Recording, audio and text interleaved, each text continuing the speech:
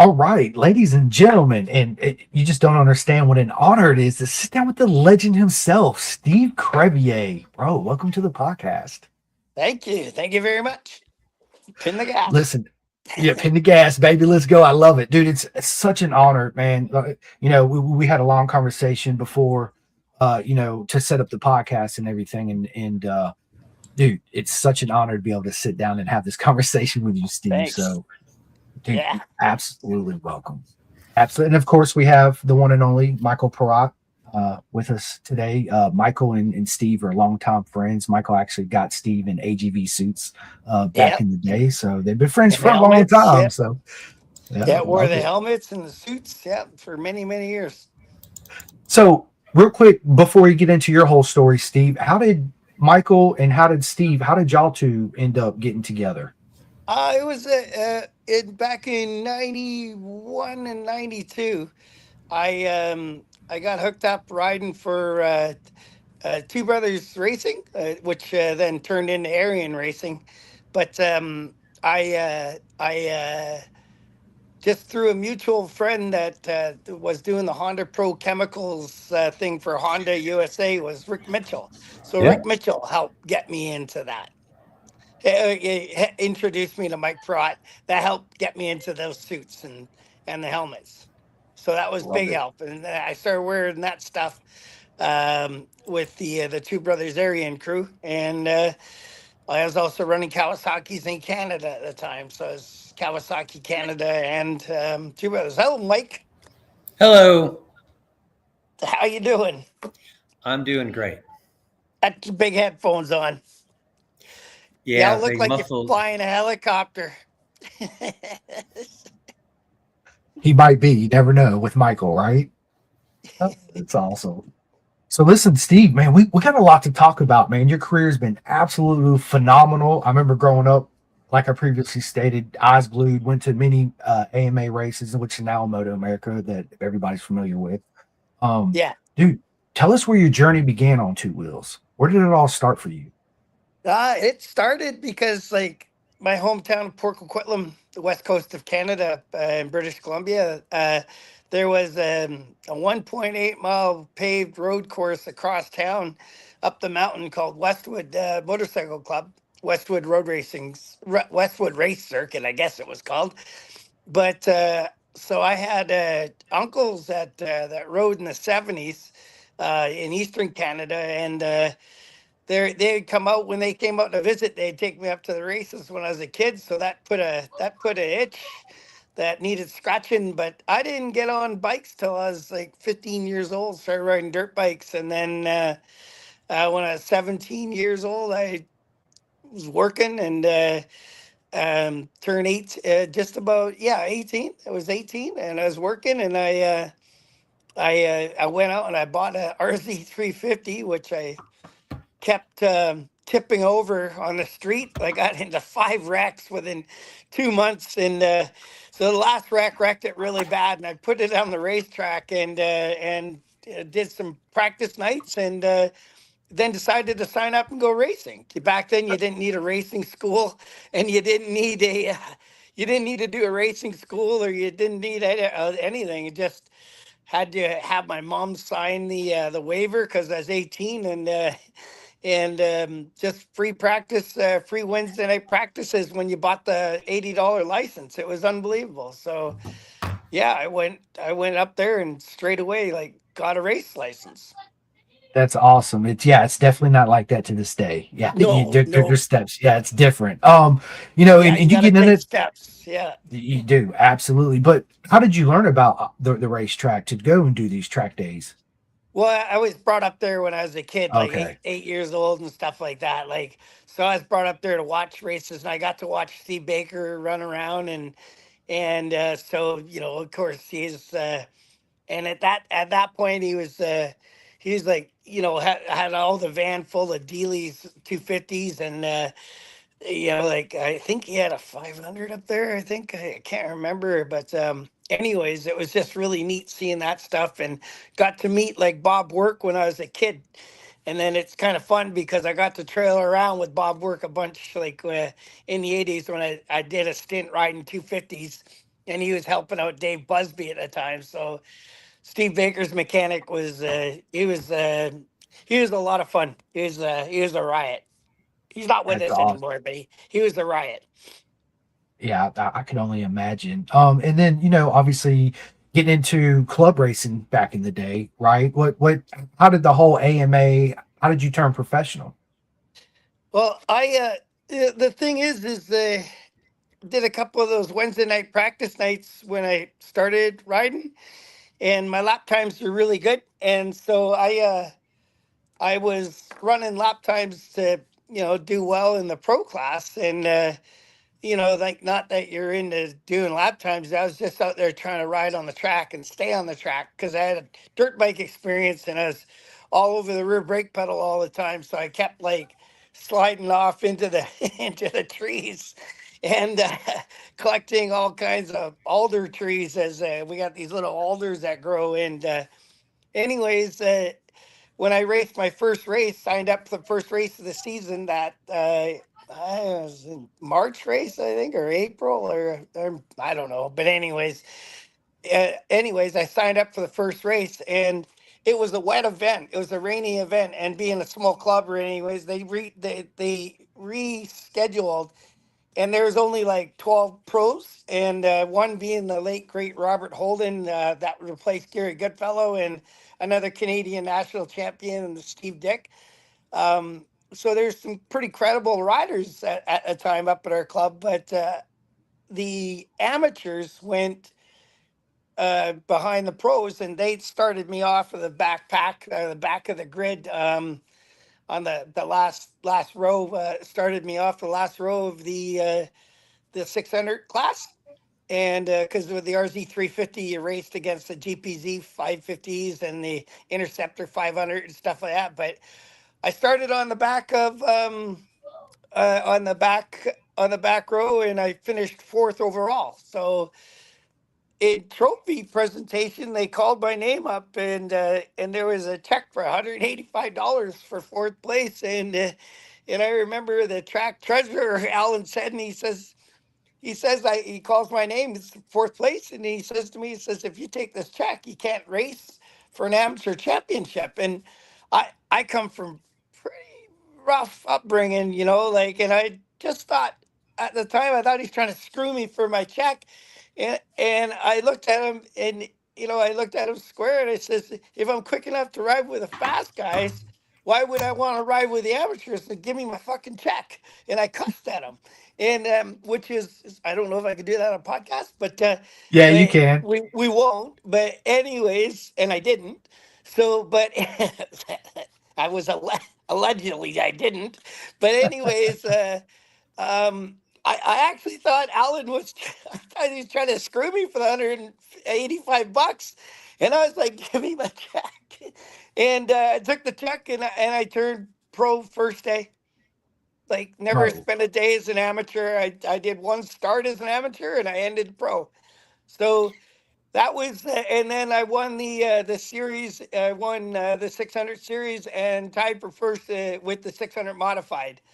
And so that would be like 600 Superbike or 600 GP or whatever you're gonna call it. Back then they used to modify the bikes and stuff like that. And yeah, so so that's and my career's been downhill ever since. Steve, when in those early days, was that at the time that Yamaha Canada had that RZ Cup? So because I started in 1984. They didn't have the RZ Cup, I think, until 1986 or whatever, and I Yeah. raced like the RZs in as well in 1985. But in 1986, I went with just 750 production bike and 750 super bike. Okay. love So it, man. no, I didn't get the RZ Cup. My brother did. My brother Michael did. Oh, then he probably wore our gear because Yamaha Motor Canada was the AGV Sport and AGV helmet distributor, and for 2 or Correct. 3 years they ran that series. It was all AGV stuff. Yeah, correct. Yeah, the Kenny Roberts special helmet. Yep. Love Yeah, it. I remember love that. it. So I had a guy named Matthew David send me a message, Steve, and wanted me to say, he says, make sure you asked Steve about riding the Precursor, the Precursor Britain with Gary Goodfella at Daytona in '91. The Precursor. I don't know about the Precursor, but I rode the Britain. I rode the Britain only the one time at Daytona. I think it was '91. I think he's right. And Yeah, he sent me this photo right here. I put my spectacles on.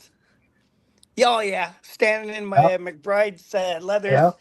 Yeah, that's before I got Mike's leathers on, the AGV suits. But yeah, I got a chance to ride, but unfortunately it broke a lot. And then Paul Lewis ended up having a great race with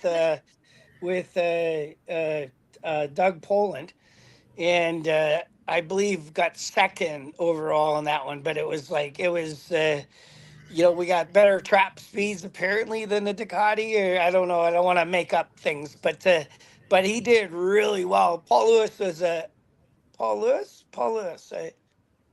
Yeah, the Ant. He's an English. I think it's Paul Lewis. Yeah, it is. Yeah. Anyways, he got second. He did really well, and then the Britain went on to win. But Gary Goodfellow, because he is from New Zealand, Gary Goodfellow got hooked up with John Britton, and Gary Goodfellow used to bring the Britain up to Westwood to do some testing and stuff like that. And the Westwood racetrack lasted till 1990. So right up till 1990, that Britain was in Canada a whole bunch.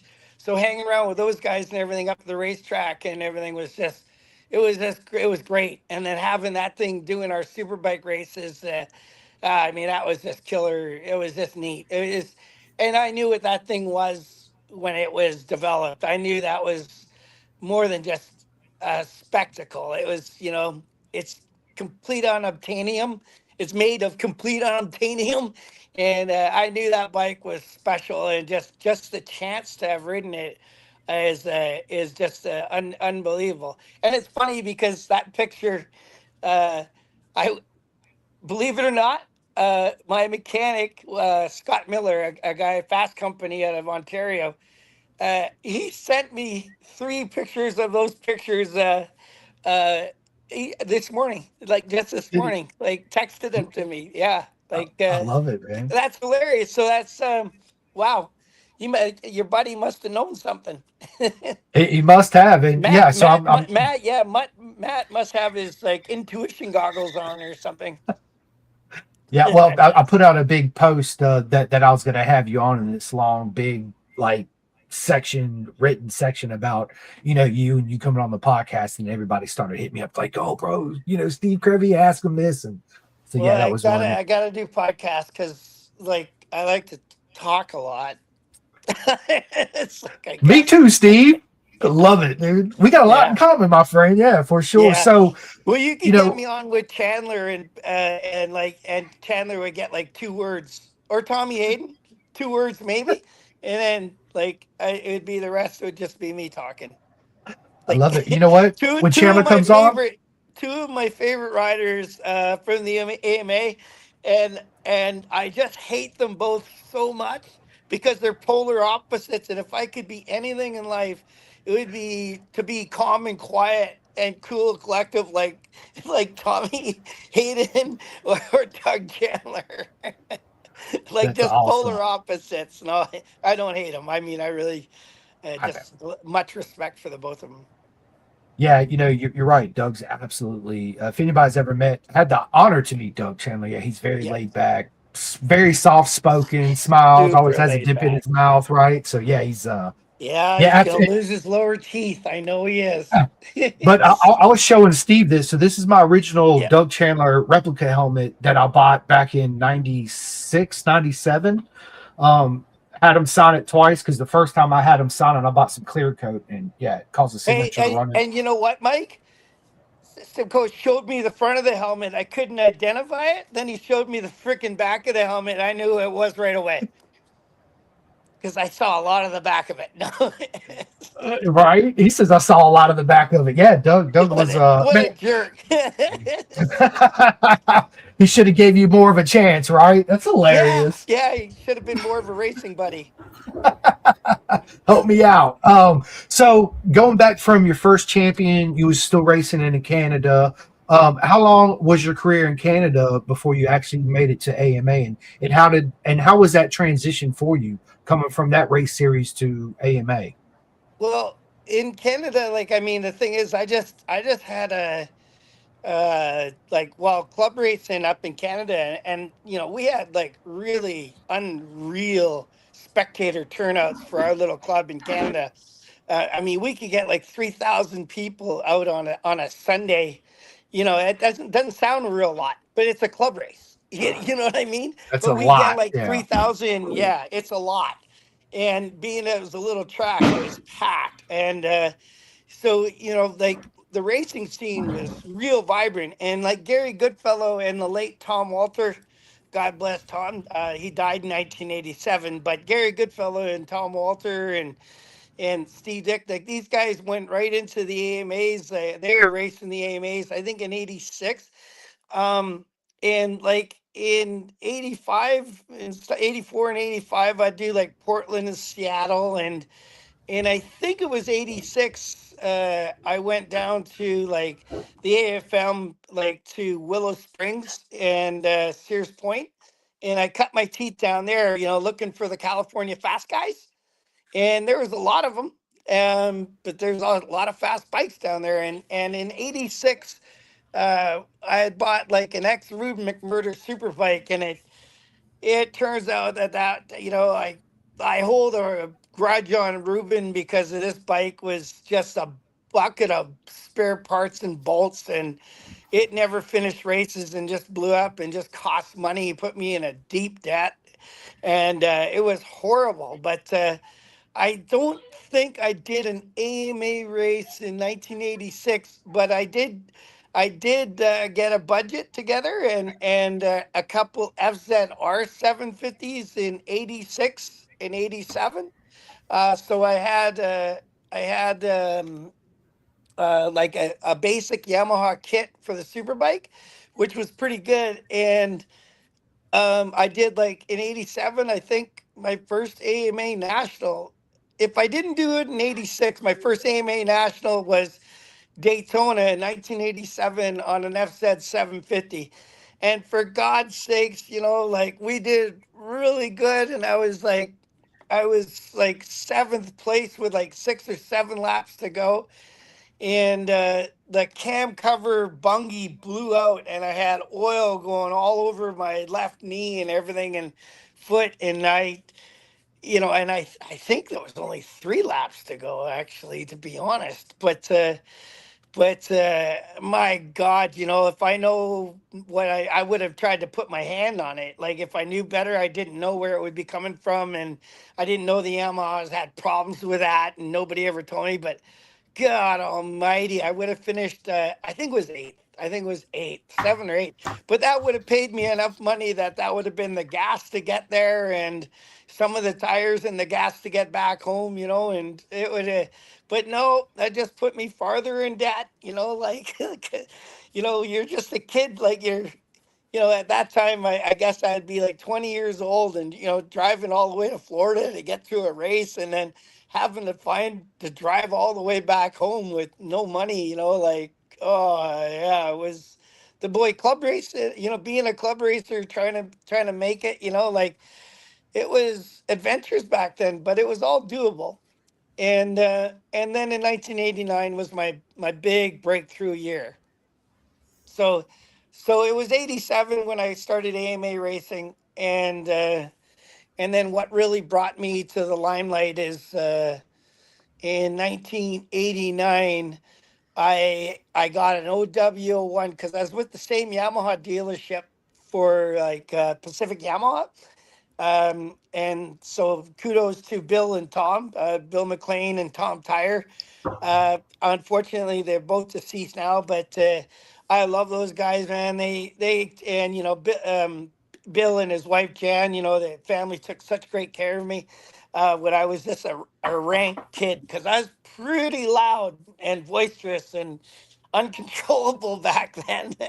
I didn't really think before speaking much, but I ended up I ended up racing a 250 GP bike that was sponsored to me by Pat Gonzalez, a Q107. Pat Gonzalez does Yeah. Daytona announcing every year, and he has for like 30 years, you know, and he's does our Canadian series. He's done a lot of our Canadian series announcing, doesn't do it anymore, but pretty much one of the best announcers ever. Like teamed up with Rich Chambers, you know, like he filled the airways with Daytona, and man, it's just, you know, quite often when you're at events where you'd be like, that announcer just shut the hell up. But with Pat Gonzalez, you know, announcing, you'd never say that because he just keeps filling you full of informative things. And, you know, like, doesn't try to be funny and he's not obnoxious. He's just consistently just like informing you of what racing is and everything. But so that year in 1989, I raced a 250 Aprilia. And then with Pacific Yamaha, I got an OW1 Yamaha and the new style, the FZR. I said Z, not Z. So it's the new style I FZR, got that. FZR, but the FZR 600, and I won. I raced the three classes with mechanic Steve Wyatt working for me, and that's a friend of mine here, and Rick Hobbs. I got Rick Hobbs' his first national superbike championship in Canada, but his first national superbike championship. And I say that glowingly because uh, he was working for Tom Walter in 1987, and this Tom Walter, like, unfortunately, was racing in. I'm gonna say Sugo, I think Japan, and hit oil and another guy hit the oil behind him and he got ass packed and it killed Tom. And Rick Hobbs is just like one of the greatest mechanics persons ever. And so I got him his first like national championships, and that was quite a season in 1989. And I took that OW1, and that bike was stock engine, stock everything except for a set of light Marvick wheels. I took that bike to Mexico, and it was a World Superbike Invitational. So it was another World Superbike round. And I got third in the first leg, and I won the second leg. So I actually won a World Superbike race on a box stock. And now there's six other OW1s, but they all had forks, swinger, you know, like just full blown kits, and then downdraft carburetors, like just like the flat sides, like just it just had all kinds of stuff. So it was, and dry clutches. They were just so neat. I think it had dry clutches, but it was just such a neat time and just a great experience. And again, like one of the things I'd like to thank, like again, Pacific Yamaha Tom Tyer, because he knew Steve McLaughlin, and Steve McLaughlin was promoting the World Superbike events, and as Tom Tyer, and as well as Gary Goodfellow helped me get to like Australia and New Zealand that year as well. So like shout out to Gazer for that. But Gary did do me a little bit of good, but boy, he's a shady businessman. So like that's yeah, like that's how I got, and then that's how I got um, I got I got looked at by Yoshimura's, because I had to beat Poland, who was on the full blown Yosh bikes, and I worked him down and beat him down and beat him. So it was quite a ride, quite an event, quite a time in my life, because everything like up until 1989 was just rotten for me. Like just having, just lots of hard luck. Yeah, yeah. But What I was just I just made sure, like, the thing that I changed for 1989 was I didn't let the mechanics or anybody modify my stuff, because it it wasn't that I didn't have a lot. I certainly had the work ethic and the drive, and then but it was it was trouble getting the machines to live under me was the problem. Just so I was finishing races. I learned in 1988. I did the 250 GPs in AMA, and that was quite a fun year for me.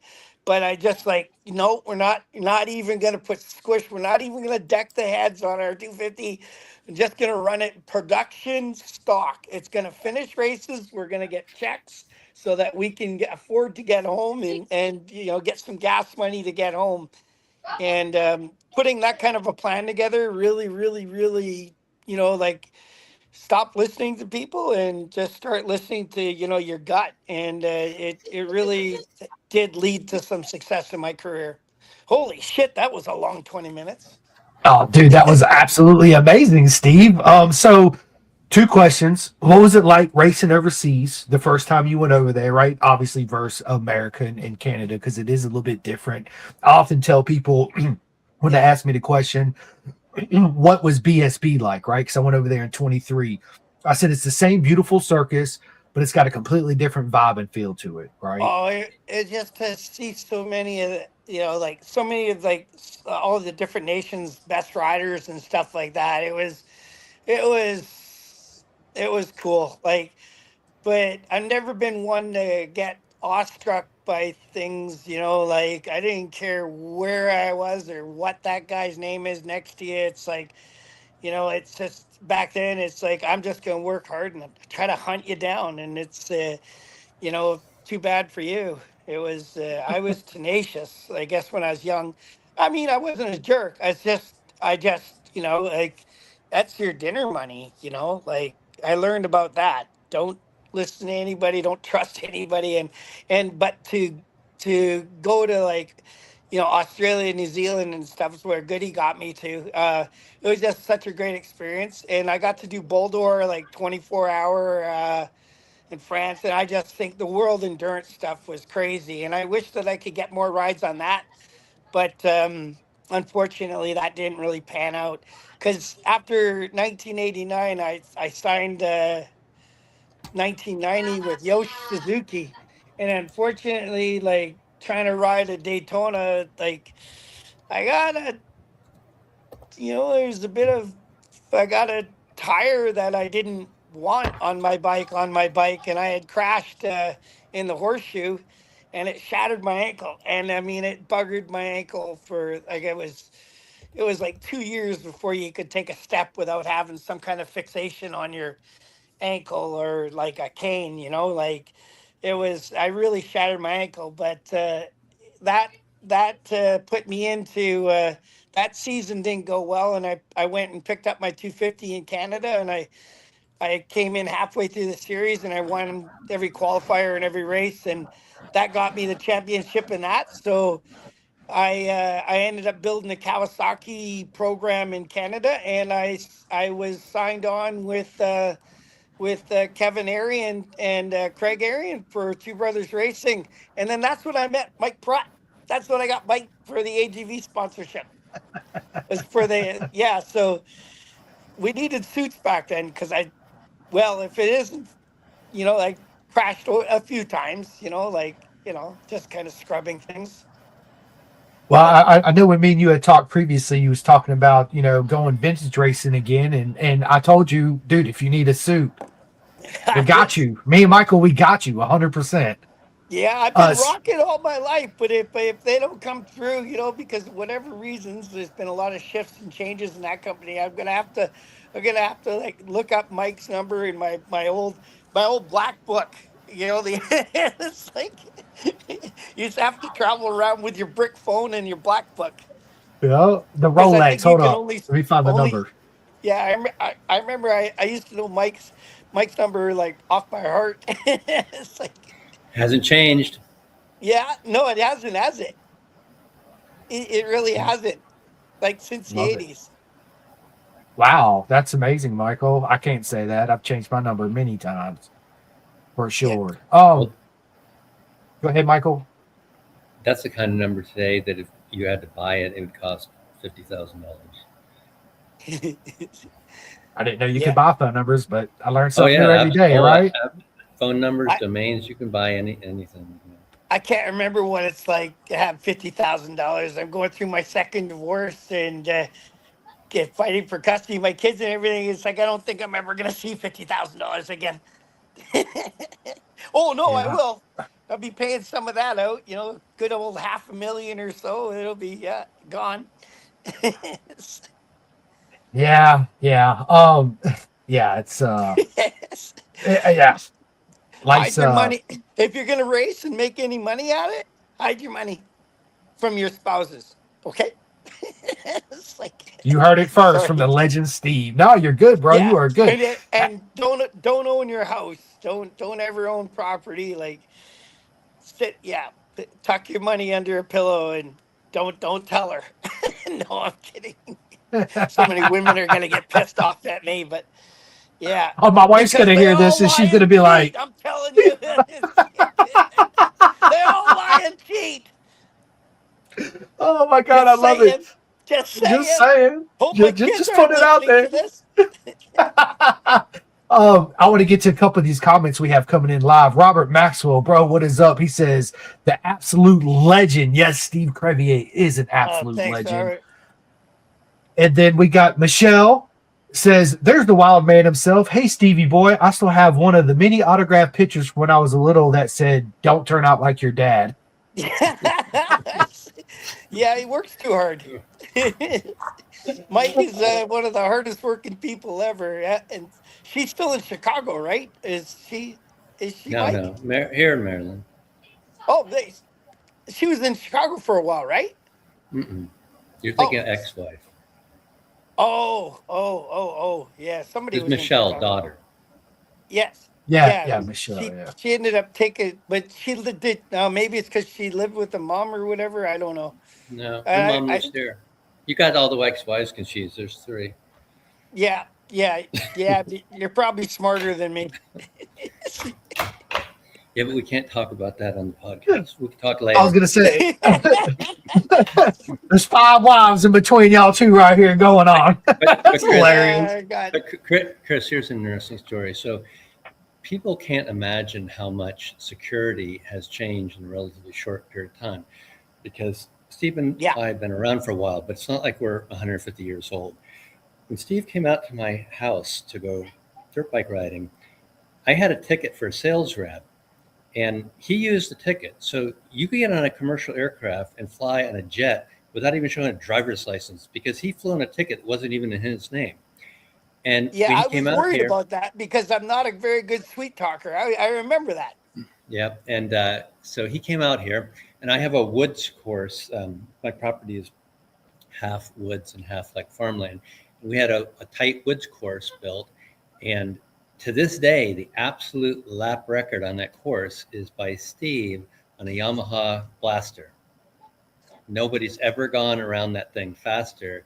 Is that a fact? Is still a fact? Yeah. Even you were faster on even a motorcycle. You didn't have a speed as fast as you were, like bouncing off every tree on that Blaster. Well, the trees are like when you hit them with your rear wheel, they sort of point you straight. You drift into them. No, and you just keep the gas pinned. Mike has an amazing backyard. He's got a good little treed valley, and the course goes up and across through the valley. It's pretty funny. I love that. I'm gonna have to make my way out there. I mean, Michael's been telling me coming out there checking out this place for a while. He's only like 4 hours from me because I'm in Roanoke, Virginia. So yeah, he's not far at all. That's not far at all. No. We have a question actually for all 3 of us from Catfish Ruben. He says, for someone getting into racing, what is your all 3 largest pieces of advice? Like, what advice would you give to somebody new getting into racing? Marry somebody rich.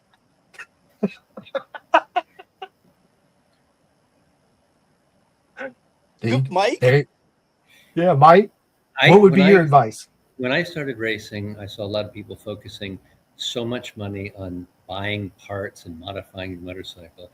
And to me, from all the years of riding, it's so much better to concentrate on becoming a better rider than trying to find 0.2 of millions more horsepower by spending $5,000 on some part, because the riding makes up much more difference. I agree. Yeah, I would say that leave your ego outside, get you some proper coaching, and buy you a 300 or a 400 and learn how to ride that properly, and then make the next step up. That's my personal advice. But I learned everywhere. Like I went to Danny Walker school a lot of times. I learned so much about just riding motorcycles of all types from just riding those little XR100s and Yamahas, because they slow you down, make you think, and then they let you go. And I've done California Superbike School, but the thing is with Danny's school is that you fall down a lot and it's okay. You can't do that on a road course. You can't crash a BMW S1000RR. No. If you don't fall, go ahead. I still ride a lot of the CRF 100s, XR 100s, and we backyard race them, we ice race them. My son's 27 and in the woods riding. Jesus Christ, Wyatt is fast, and I was out with him last weekend. Oh, weekend and a half, 2 weekends ago, and up in camping with him, and it's like, just I'm in the dust, and it's just like, oh, I wish they wouldn't make so much dust. But anyways, but he rips. But he's always got an XR 100 or CRF 100, and then he's got all his buddies have got the CRF 100. So we got backyard racing everywhere, and being that I'm like 61 now and I can't really get off on the big bikes very good anymore, I can't, you just can't squeeze them. You can't just rip on them anymore. I'm pretty busted up used up from riding. And so it's still like Mike says, riding those things is still a laugh, like pushing little bikes so you can make mistakes, you don't get hurt. Just riding anything is seat time. Like, don't ever walk away from a chance. If you think you're a road racer, don't ever walk away from a chance to be riding dirt bikes or anything. Any seat time, you'll learn from everything. Like, I have Charles' bike, I got motocross bike, I got dual sport bike, I got a CRF 100, like two of them. One's a beat down, broken down one. But and the second one I just got from my buddy because his kid's outgrowing it. I stole it from his kids. So yeah, who's yelling in the background? That's my wife. She's over there probably yelling at my son. So that's hilarious. Oh, dude, that's awesome. Oh, Stuart. So Stuart Nodell, welcome to the podcast. He says, great to see Steve, fellow Canadian ex-road racer. Love his stories. Yeah, Stuart runs a podcast with Pat Gonzalez, and he's an awesome guy and works really hard. He's back east in Toronto area, and he works really hard at managing that. And I don't know if they're still doing their podcast together, but he's always promoting bikes and racing, and he's just one of the really good guys in racing. But I would go back. It's funny when if parents ask for advice, about racing, it's the one thing that I say like all the time, and it's before like remember the Goon, the hockey story there with anyways it's like they ripped off my saying, but I says like if you want to have a successful career, it's like 1 out of every 5 years is a great season in racing, like for goals and everything. And it's like, if you can live with those odds, those numbers, then you can have success in your career.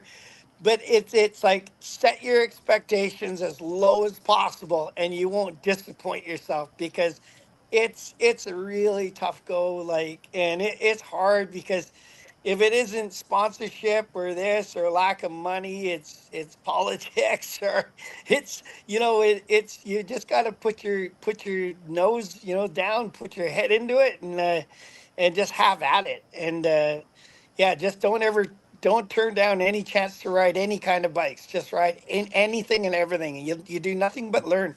I still learn all the time, but I can't, like, I certainly couldn't be on a road bike now and getting very much fun out of it, because you can't push it. You just can't shove it into the corners and make it flex. And you can't, you know, it wouldn't even be fun to ride, because you can't bend it anymore. You just wouldn't be happy. Like, I wouldn't be happy, because you're not gonna squeeze that trigger. It'd be a letdown. It's I always say, road racing and just anything in life is such a mental game, right? So it's a lot of it's right here, right? And how bad do you want it? So Well, and it's very mentally you can still do it, but physically you can't make the bike flex. And if you can't make that bike flex, like if you can't, you don't want to just be along the for a ride just to feel its power. It's got a mold to the corner. It's I don't know if people can understand, but it's yeah, it's you got to bend those things up. They flex. When you lay them over, you got to make them things squirm, and I it's love it, man. otherwise it just ain't that exciting. It's funny thing is about racing bikes is I did 30 years with a pro number and maybe 29 seasons. I just think I lie a little bit and go to the 30, but I did 30 years, and it's funny because it never gets old because every year the bikes change, so the tracks change. Like any track that you rode like that many years ago, you come back to it, it isn't the same track because the bikes change. The bikes always develop, they always get faster, and the racetracks change, and the way you ride them changes. It's forever evolving, and it is really it is a really neat it's really neat, and when you ride for a long time, you know, you stop. You don't really race the racers anymore. They're just kind of in the way. You end up like pushing yourself and testing the track, and it's all up to race the track. The riders just kind of get in the way, and you got to get by them.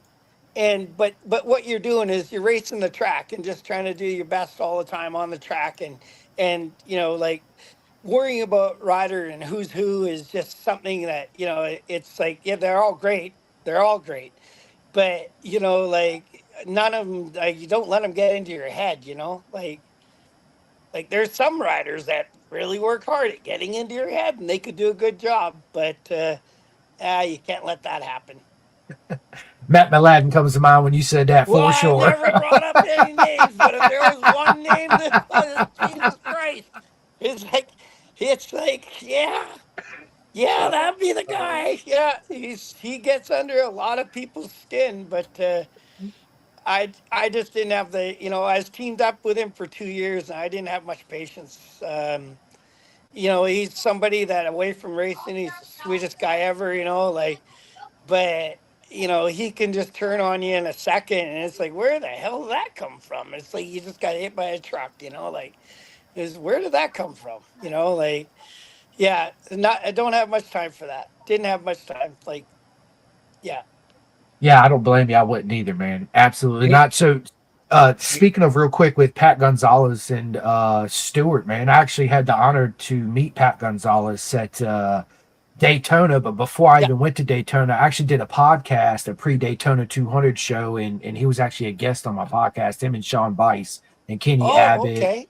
Yeah, so that was absolutely. Then I finally got to meet the legend Pat there at Daytona. It was absolutely incredible. So love Oh, to sit that's down with cool. Stuart too. So Stuart, shoot me a message, man, and yeah, we'll sit down and chat sometime. Yeah, it's Pat's absolutely. You're right about that. The announcing, I've done it several times myself. It's completely different than obviously the podcast. It's completely different than anything I've ever done. But to listen to somebody like Pat on the microphone, and everything that he says, it's you can't stop listening. Yeah, like he's never in the way. If you're sitting next to the loudest speaker at a racetrack, the biggest PA, the public address system, it's like, and it just anybody else, it's just noise. But with Pat, like, it just keeps you like, it could be the loudest speaker ever, and you're not gonna get PO'd. You're not gonna get all pissed off. You'll just keep listening to it because he's so informative. Yeah, It's exactly the way that I do yeah. Have you ever tried to announce before, it. What's Steve? that? Have you ever done it? Have you ever tried to do any announcing? No, I've done just short little bits, and I'm not very good. Like, it's funny. One guy that's really good is my ex-wife's uh,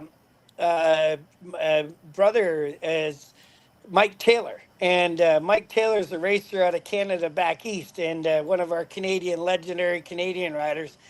And Mike gets out to Mosport, and he teams up with Pat Gonzalez at Mosport in the announcing booth. And I can't believe like how fluid he is, and yeah, like I'm pretty jealous of that. Yeah, he's What is he up? definitely got the What is he gap. up to? What is he up to now? I haven't seen him like for He builds houses, and he does renovations and stuff like that. He's kicking. I mean, that guy is tough as nails. Like he's Yeah, we so made tough. suits for him too. What do you Yeah, consider you got to make a body for him, like not suits. You got to make a body. He's so busted up. Like what yeah, what is the year that you consider your retirement year? my retirement. Yeah, what What year year do did you fit? Yeah, do you? It's like the year you say that was when you like retired from I pro I race retired racing, in 2013. 2013. Okay. Yeah, that's when I stopped racing. But now I'm making a comeback. Like I'm gonna try to make a comeback to try to ride some vintage stuff. And I'm hoping to get on a bike at Mosport because they're going to do some vintage racing at Mosport combined. They're going to put a vintage superbike race combined with the SBK weekend, like the national, like Canadian national that we got up there. So yeah, I'm looking at getting a chance to get on a bike and roll around, and Mosport is pretty much I rate. I mean, it's a bit dangerous, a lot dangerous, but I rate Mosport as one of the best pieces of race course. Like in all of North America. Like it's crazy exhilarating. Like, and you gotta be all in when you ride that track, boy. You gotta, yeah, like that's full commitment. And if you think you're a little scared or a little daunting in some areas, like it checks you. Yeah, it's a great racetrack. It's a man's course. That's what it is, right? It Yeah. takes some balls. Yeah, yeah, It takes yeah. some balls, right? Yeah. So Michelle, I Hey, can't hear you. Yep, your there mic's she muted. is. She's sitting on it. She's sitting on. She might be. It's muted. Yeah, it's muted. Oh, You're here I muted. am. So Hey guys, there what's you up? are. What's up? It's Hey, good to see What's Michelle, you. I got the up? whole damn family there. Like the Good. Yeah, fuck. it's a family affair. We You got the can whole say a gang. proper name because he's French Canadian is Perot. But no, Oh, I'm yeah, something kidding. like that. We've Mike's a been called, Ukrainian. he's been called a lot worse, Steve. It's okay. He's Buddy, Ukrainian. He's full-blooded Ukrainian. so Steve, when me and Michael first got together and met and all this, I used to call him Mike, and he would tell me all the time, "Stop Michael. calling me Mike. My name is Michael." I was like, "Okay, I will. I'm sorry. It's just a habit, right?" So He's a I call him Michael. Michael from now on. Yes. I got a brother named Michael, and I keep spelling Michael with an EAL, and it's like I, it's just yeah, but it's Michael. I love it. Yeah, Yeah, I I'll love have it. get to your tell shit you, straight. Hey, I grew up at the track. I've been going to the track since I was 1 week old at turn one at Summit Point, and I'll tell you, my absolute hands down favorite memories of all time always had to do with Steve. Steve, thanks. Steve definitely kept it entertaining. He treated me so well as a little shit running around. And, then when I got Yeah, into the business, he was always so easy to work with and respectful, but he definitely kept us completely entertained, whether it was at the track, I love teasing kids. Yeah, yeah, stealing my ice cream and coming into Garage That- 55 in Daytona, we had these purple blow up couches and these fold out tables. And I took all this time to fan out our AGV catalog, super nice. And Steve came flying in his scooter and flipped all three tables and came and belly flopped on the couch and just wrecked the whole garage. Got back on the scooter and off he went, just like a fart in the wind. Everybody's You got never knew time what for was a little happening. renovating. That's right. We were in a hotel one time, I think it was Mid Ohio, and um, I wasn't in the elevator, but Michael and Steve were. And all of a sudden I hear this laughing and I hear bang and the doors open and Steve is on the floor of the elevator. He Oh, was supermaning the whole time down in the elevator and lost his grip, and I think the pole came off the side of the elevator. I mean, just shit was just wrecked all the time. It was great. Oh, that's happened a few Couple times. Yeah, times. like they're not attached very good. Like No. that's happened. Did I do that with you, Mike? Like that's happened. Oh, Yeah. I've really, yeah, like Do you handstanding it. But do you now remember there's the cameras. do you remember the yeah. snowboard trip He that we said, now made there's to cameras. Mount Rose with the three Boston brothers? Yeah, I remember vaguely, like, cause yeah, Chris said that, but it's like now I can't remember. Like, I can't remember, like, if I. You and I were staying in a room in a typical ski place with like a concrete floor with outdoor carpeting, and you took that little aluminum folding luggage thing and decided to flop your belly on it and show everyone you're an Olympic swimmer, and the thing snapped and you went face first into the concrete just as Christiane was walking by the door and saw that she had married a retarded man. Never go full retard. Never go full retard. Look at Sean Penn and I Am Sam. His career like suffered ever after that. That's that's a phrase out of what is it? Tropic Thunder. Yep, Tropic Thunder. Don't never go full retard. Yeah. I don't think That's that most awesome. I don't think that most motorcyclists realize how skilled snowboarders the Boston brothers are. It Yeah, was no, they're good. impossible to even keep them in sight. Yeah, they're pretty talented in a lot of things they do. And then Miguel, did Miguel text me or whatever? But I think he sent me a thing because Ben did a 150-mile, like a 3-day race in Nevada or something like that. Like I don't know how he finished, but he's doing these like what do you call them? Idolots or idiots? Uh, you got to be an idiot to try it. Idlewild or with these Yeah, ultra marathons, like yeah, he's doing that now. Like I mean, that's just crazy. And at his age, well, I guess he's still like only 50, maybe or somewhere around there. But yeah, the probably. Boston boys were like a breath of fresh air to the AMAs, and then then the Haydens came in, like but yeah, they were, like, man, it was made all the girls come out, like it's like, and then being with them's not that bad because the spin-offs were pretty good, like Got to it's pick like, up the scraps. yeah, That's it. I love it. yeah. If it He's wasn't like, I'm for going to my hang out with Ben and Eric. Yeah, if it wasn't for my charming personality, my tall, good looks, yes. I think it might have been all the maxi pads stuck to your forehead in the winter Yeah, circle. it's like, So Steve had a thing that he sweat and it would get in his eyes and burn while he's racing. So he'd put maxi pads yeah, inside his helmet. And there were yeah. quite a few winter circles where he took the helmet off and they stuck to his forehead and he left them there. It was No, they entertaining. can't be. Yeah, and it's funny because I'm a guy and I know that always is about the best. I think it's always is it's like the most absorbent and they smell good too. But it's funny because there's products like, there is some like, yeah, if you're gonna have a gusher, I'm telling you, it's like Yeah, go for the always spray. he was always complaining he didn't have the right scent. Yeah, Oh my it's like God. I always This went is for awesome. rose. I always went for the rose. Rose. The I roast always it. went for the rose scent. Yeah. Oh my I, But rem- God. I That is remember hilarious.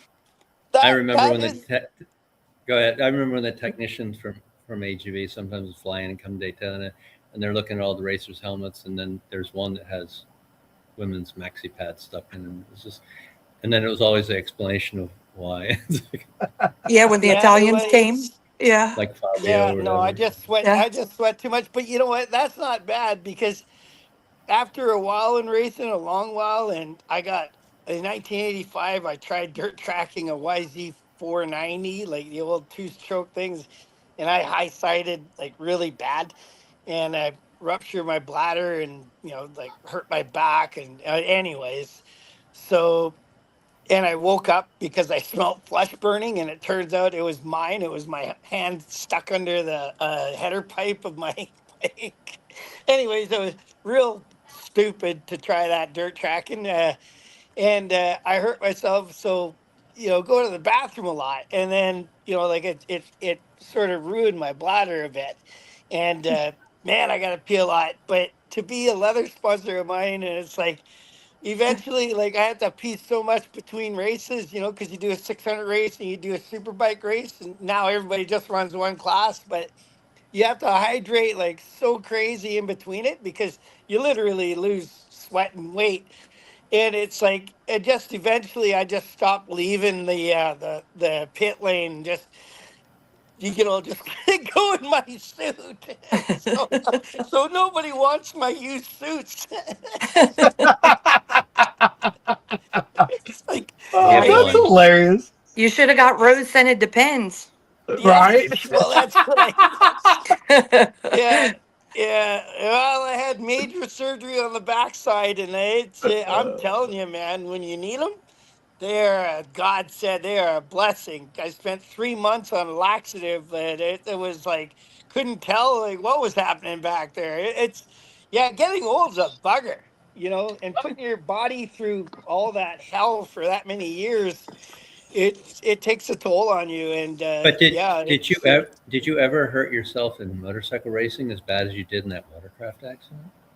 no, like it's funny because um, you know, in road racing, and a lot of people like you, you answer that question is, like that stupid lady asking you like some cocktail party or whatever, well, doesn't it hurt when you fall off? And it's like, well, you fucking dumbass. I've actually technically not fallen off a bike ever. Like you usually violently thrown off and then you smash the ground.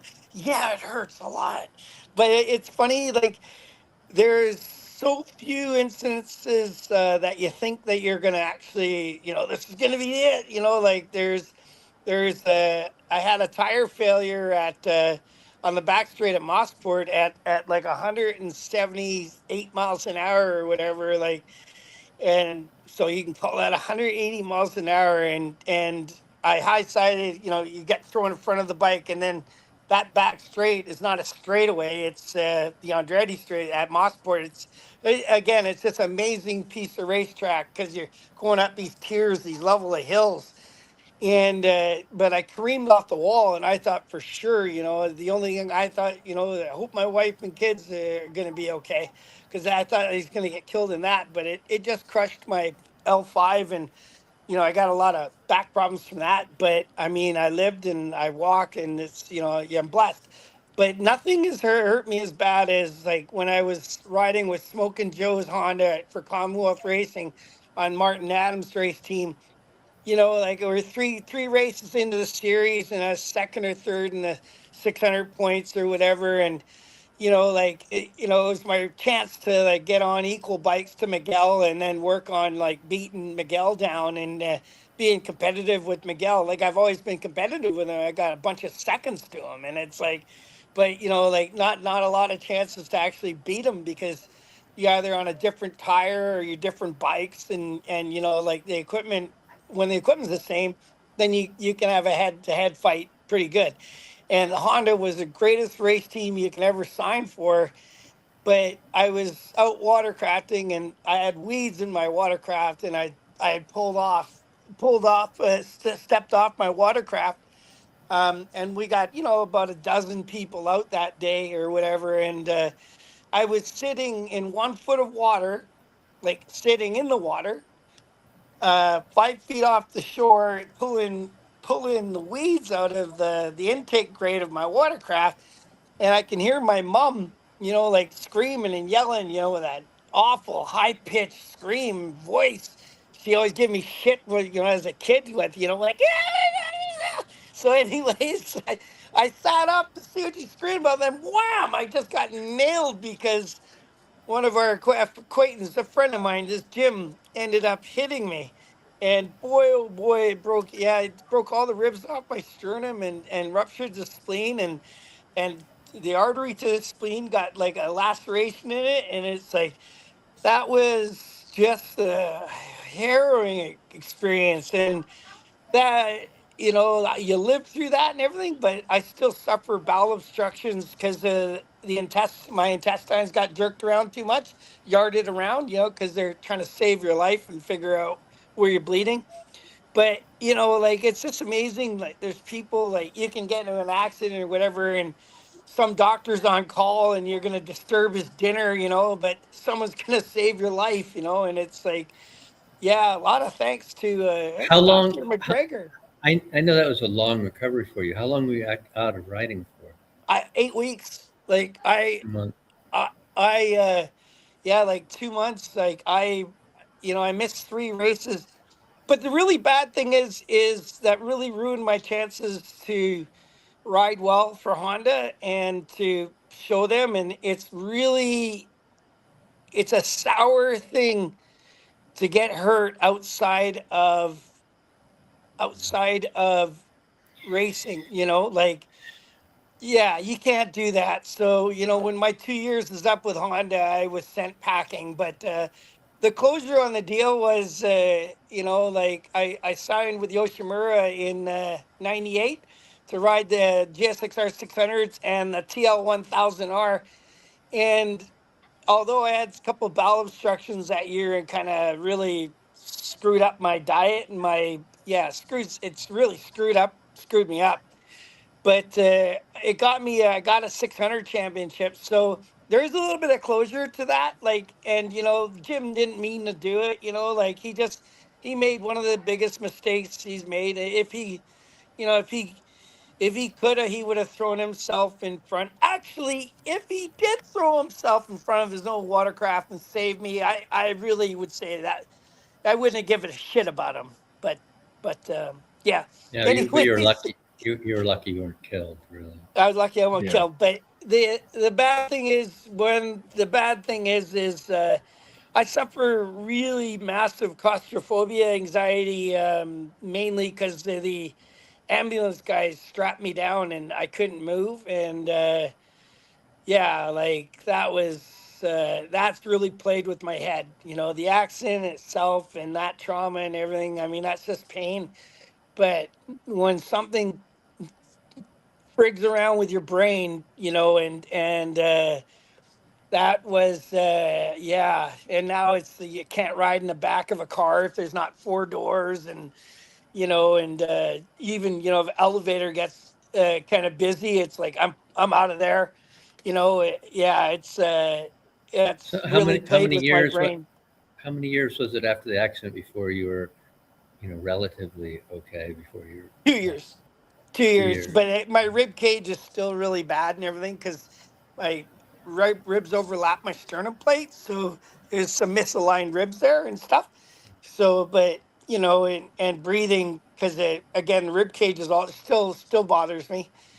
But but again, you know, I lived, so it's It's so crazy that, yeah, but you look at many professional sports and people get injuries and they're sidelined and, yeah, soccer players fall down and stub their toe or whatever. Racers are just different beasts. I mean, yeah, that and hockey accident, players, yeah, yeah, yeah, that I was going to say hockey players as well. You find out after the season they've been playing on a broken leg, and it's just a yeah, lower body injury.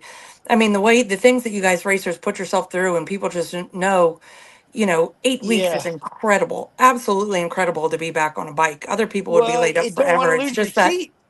Yeah, you don't want to lose the absolutely, ride. there's that, and all of you are missing a couple chromosomes up there that, your brains are a little wiry anyway, but No one said you eight had to weeks be is, smart. 8 weeks is amazing, and the way that you guys push your bodies and your minds, and just you it's really something you to, do push your mind. It's yeah, you it's end mind up over matter.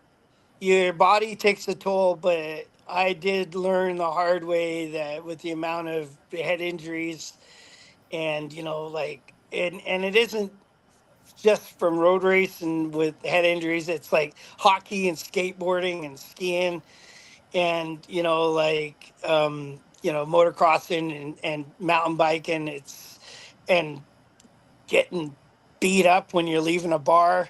There's a lot of brain injury that you suffer because you're just a active person, and yeah, you know, like it's mentally things do play a lot on you mentally because like I did it too long and I pushed myself too hard, and I think that I think it stains your brain a little bit, but you know, it's you're right, Michelle. It your body shows the scars, but I think there's your short term memory is really bad and everything, and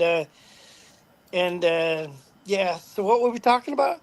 No, I'm kidding. But I think a lot of it too is, racing's changed quite a bit now. There's not quite as big a factory support and money running around like it used to. No, When you were riding for Yosh and Smoking Joe's and Muzzy, I mean that was the golden era to me of racing, and you guys were unstoppable. The amount of people that came to the tracks and that knew you guys by name, and the lines for autographs and things. It's just yeah, racing is not what it used to be. So, I still think, the I racers these hate it. days have it in them, but you guys had such a different precedent, such a different standard that you sort of had to stand up to, and you guys were like superheroes. So it wasn't just a paycheck or whatever. It was, that's what you did. I mean, you were Right. the pinnacle of the sport, and you guys had the biggest factory teams, and and you did crazy things. It was the spectators were there. You're so right. It was a vibrant scene. There's 20 factory riders on the grid, like more than that actually, and it was a good time. And it pleased to do it, and even the TL 1000. I mean, I was really pleased to do that project for a year, and I had a lot of fun with that. Even like. A lot of adventures, like a lot of neat Yeah, adventures, you know.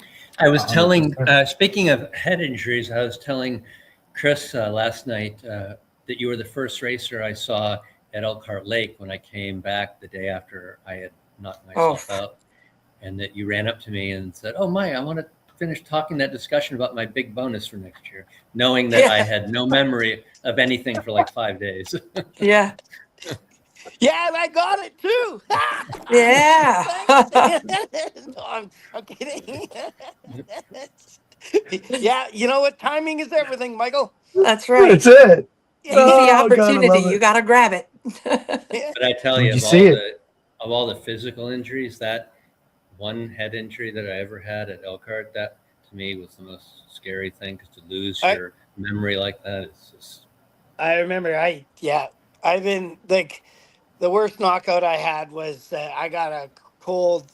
It wasn't warmed up on a tire, qualifying tire at Daytona, on the it was the TLR, and went into the horseshoe. I wasn't even like trying to get, like I was just trying to stay out of the way of the other guys, like because everybody's got a hot qualifier, and I just turned around and spit me off. And yeah, like I was out for 40 minutes. They were taking my leathers off in the medical center before I was come through. But your body starts, you can, when you're knocked out, a lot of times you're not awake yet, but you're responding, like when you get good at being knocked out, like yeah, it's yeah.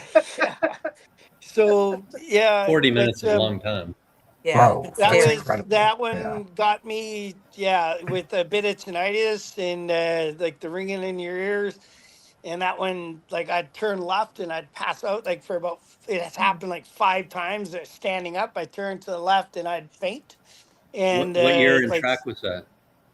well, that was Daytona in 80, the 90, 98, 99. 98. Yeah, the Yeah. TLR project. Yeah, Yeah. 98. As on your as still on your leathers. I was racing your leathers. Yeah, but that was the bad one. It was yeah, like, and that one, yeah. But and the dumb thing is I rode the next day, But if I didn't ride the next day, I wouldn't have my 600 championship. And you just got to do what you got to do. But I knew it was a stupid thing to do. Like concussions were still starting to become like a problem in sports, especially football. And like and hockey actually is. but yeah, it was. Yeah, it wasn't the right thing to do, and the championships just aren't worth what could go wrong. Like, and I remember like Steve McKissick. He crashed at Shannonville. Not many years later after that, I can't remember what year, but he crashed at Shannonville, and he got checked out and he was fine. He rang his bell really bad, and I don't know if he went to the hospital or not that day, but he raced the next day, and then his brain, he had a hemorrhage, his brain hemorrhage, or I don't know what you call it, but he Like an was aneurysm. basically yeah, he was dead straight up and down, and he rode off the track and was dead. And unfortunately, and that's yeah, like that was a really scary incident. That was yeah, that really put the fear of God into me. So you take the concussions very seriously. Yeah. You were Yeah, I riding with the remember that very concussion. well Was with you, that Mike. you were riding with the concussion at Daytona? Was that the same year Scott Russell got punched in the bar downtown when he wasn't supposed to be out and riding with a broken eye socket? You guys were all Uh, banged up on the grid for different oh, things. he missed it. He was on the Harley, and Yep, the yeah, VR he missed it. 1000. Yep. Yeah. Yeah, wait, I don't want to bring that up because I've had troubles there too. It's like, yeah. Everybody fighting at the same bar. Oh, that's hilarious. Yeah, it seems like, yeah, it's not a good place for road racers. Yeah, that strip bar is No. not a good strip bar. Yeah, No, not real no, good no, to, no, it's not. yeah. Aaron Uh, Yates, Scott Russell, yeah. Myself, yeah. Yeah, I yeah, walked out of there with this girl she's well endowed, and kid got smart at me or whatever. And I said, mind your manners. And I knew I wasn't riding, and I had too many beer, and I knew I should have kept my mouth shut, because if you're not seeing straight, like don't get cocky. And yeah, anyways, yeah, yeah, one thing led to another. One thing led to another. Next, you don't realize your nose is broken, and it's like, hey, this is shit. This is going on. But anyways, yeah, no, Razzles is not a good place if you're a racer. stay away from Razzles, people. You heard it. That's right. Not only if you're a racer. It's Only like, if you're a racer. that seems Oh my like nobody god. else has a problem. Right. Um, so going back to after Yoshimura Suzuki, you raced, I think, Muzzy Kawasaki after your Yoshimura stint. Oh, way, way, way back. Uh, that's what, like, I did two Your stints first with year of Yoshi. Yosh. Yeah, after your first stint. Yeah, that was 1990, and then Yeah, 90. I did two brothers. I did two That's brothers with right. teamed up With with Freddie Arian. Spencer. Yep. Yeah, so I was teamed up with Spencer, and that was a lot of fun. I had a lot of fun with Freddie. I kind of teased him a lot. It was- he's an easy You? target. No. Yeah, He because is, yeah. he's an easy target, because he's all so methodical and thinking about what he's gonna say, and like, but he's easy to tease, but He's he's super pretty cool. serious. Yeah, he's I pretty serious guy. it's funny, when I first met Freddie Spencer, it was back at VIR. Shit, I can't even remember the year. I want to say it was 99. I just remember walking around the paddock and I turned around and I was like, oh my God, it's Freddie Spencer. But my initial meeting Freddie, he reminded me a lot of Doug Chandler, just how calm he was. His Yeah, energy was like, super low. He was quiet. He was just very humble, right? And with very little words to say, and just kind of walked off. And I was like, I can't believe I just met Freddie Spencer. But yeah.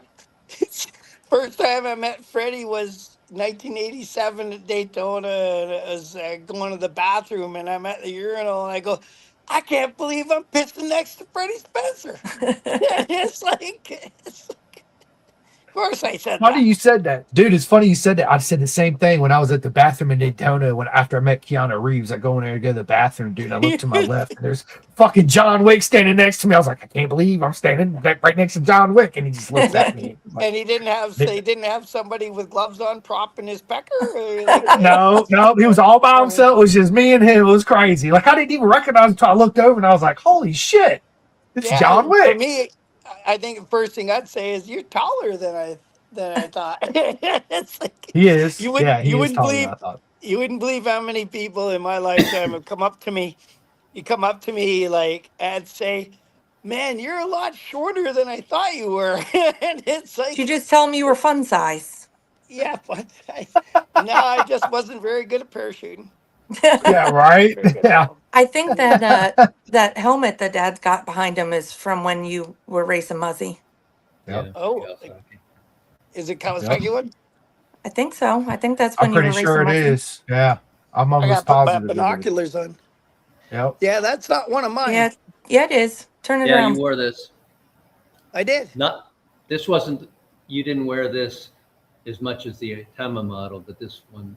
you Yeah, it's wore. got the green on the back. You wore so many different helmets, you don't even remember all of them. No, I can't remember. No, We've got Yeah, quite a few of them there in the office. There's quite a yeah. few of yours there. I've got one of your leathers here pre-peeing, so it's Pretty good. pissed. Yeah. Back when I had better bladder control. It's from the Muzzy Kawasaki days. If I had the suit that I went 2 years in, with all the toxicity in my piss, I think the stitching would blow out and be unsafe. You never went It's 2 like, years in one of our. We were slaughtering cows for you.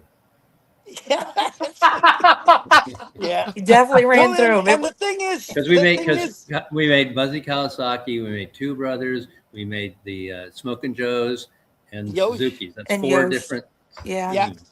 But like in 90, 91, 92 and stuff like that, like I still had my Kawasaki team in Canada. So I had the Two Brothers suits there and I had the Kawasaki suits in Canada. So yeah, I was a high maintenance little cookie back then. I required a lot of cows. Yeah. He did.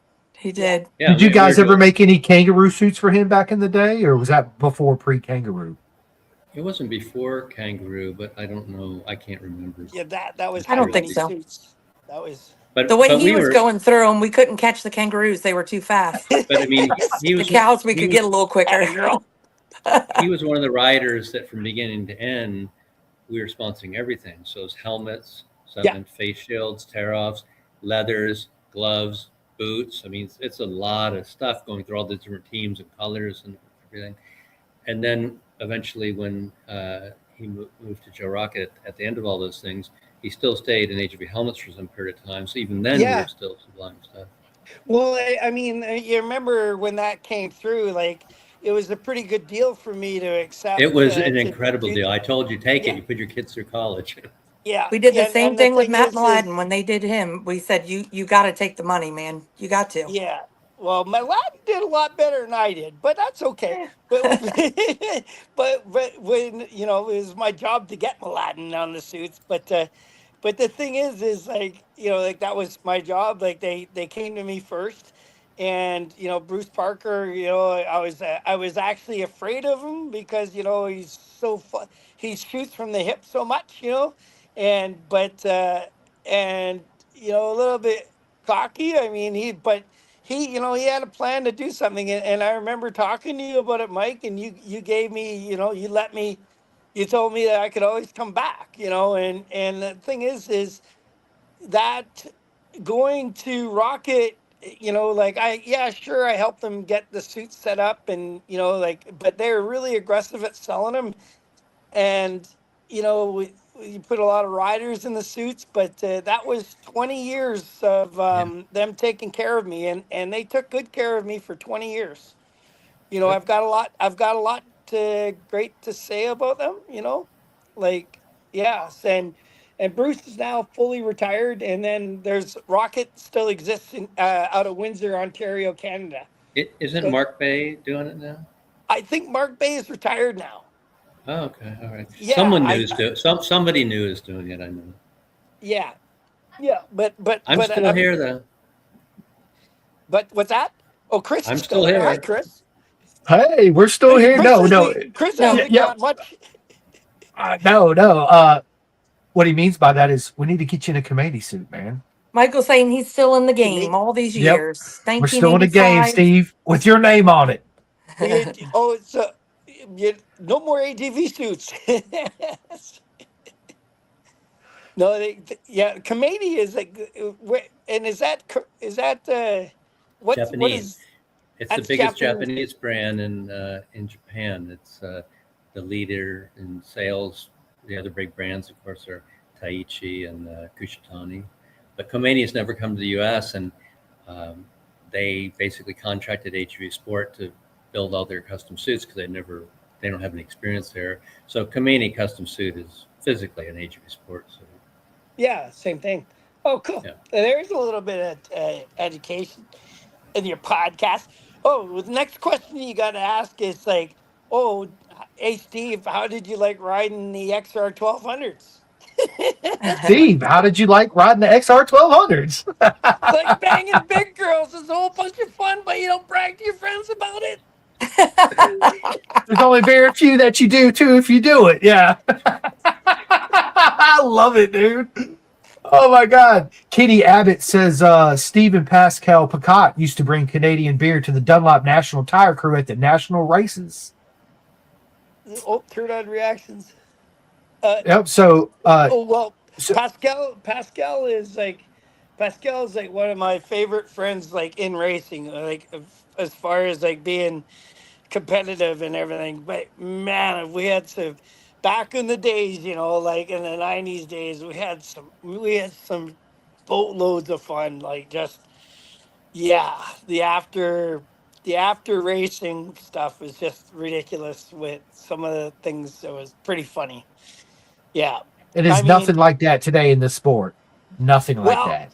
there's nothing like Gobert either. Now talk about the shit show. What a Yeah, shit dude. show So that tell us about, dude, Steve. You had personal experience, knowing them personally and being, a well, competitor on the track. So how was the Go Show? he, he's the sweetest guy you ever met. But then, he gets a few in him, and then all of a sudden, Dr. Jekyll turns into Mr. Hyde, and it's you're babysitting a full-grown man that's on it. He's a terrorist, like he just out of control. Like, unfortunately, he had his demons. And I remember one time we were at the Ocean Deck after a race at Daytona. The Ocean Deck was a really big deal when it was a ghetto little pub. But I remember you're not supposed to park your car up front because the hotel next to you is always going to tow your car.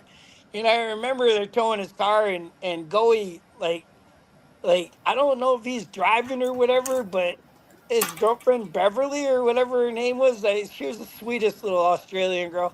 Anyways, she's passed out in the car and they're towing the car and hooking the car away. And I'm like, there's a girl in there. It's like, but He was just gonna leave her. so I don't want to. I don't know if I should, because party's fun. Like getting out for the beers and everything's kind of fun. Yeah. But sometimes things get out of control, and I remember I can't remember where we were after Laguna Seca round, and anyways, I was there with Goey, and then trouble started, and he got kind of arrested or whatever, and he got thrown in the clink, and so I can say this because in all love and fun, but I would because he's passed, and I wouldn't say it if he's. I wouldn't go into this story if he is alive, but. So I'm trying to get him out, and I'm trying to sweet talk the cops. It's like 3 o'clock in the morning or 2 o'clock in the morning, and like I'm like, listen, man, he's a really good guy. But when he gets, drunk, he gets a little bit of a handful. I could take care of him. And it's like, I'm trying to sweet talk the cop to get him out of there. And then one of the sheriffs comes out and he's like, "Oh, for fuck's sake!" Oh, excuse my language. But anyways, You're oh good. god Oh, you're damn it, good. like so. So he comes out there and he's all wet, and I was like, well, maybe he just had a problem, he just had a problem at the drinking fountain, like the water. Anyways, he goes, "That son of a bitch is pissing." And I go, "You're talking about Anthony, aren't you?" And he says, "Yeah, you got it." I said, "Ah, keep him." Then I walked inside. Like, but so I let him sleep it off, But the first time that Rob Muzzy brought Goey out, uh, first time that Muzzy brought Goey out was, I don't know if it was a tire test or what it was, but Yeah, or if it was a race or a tire test. Anyways, he used to fly back with to Bend, Oregon with Rob Muzzy. And so Rob says, here, take care of this because he was underage. He couldn't get a rental car, right? And I'm like, Rob, I'm not a fucking babysitter. So, anyways, he says, but I was older and supposedly wiser, but obviously not that wise because still went out with him. So, anyways, took him out.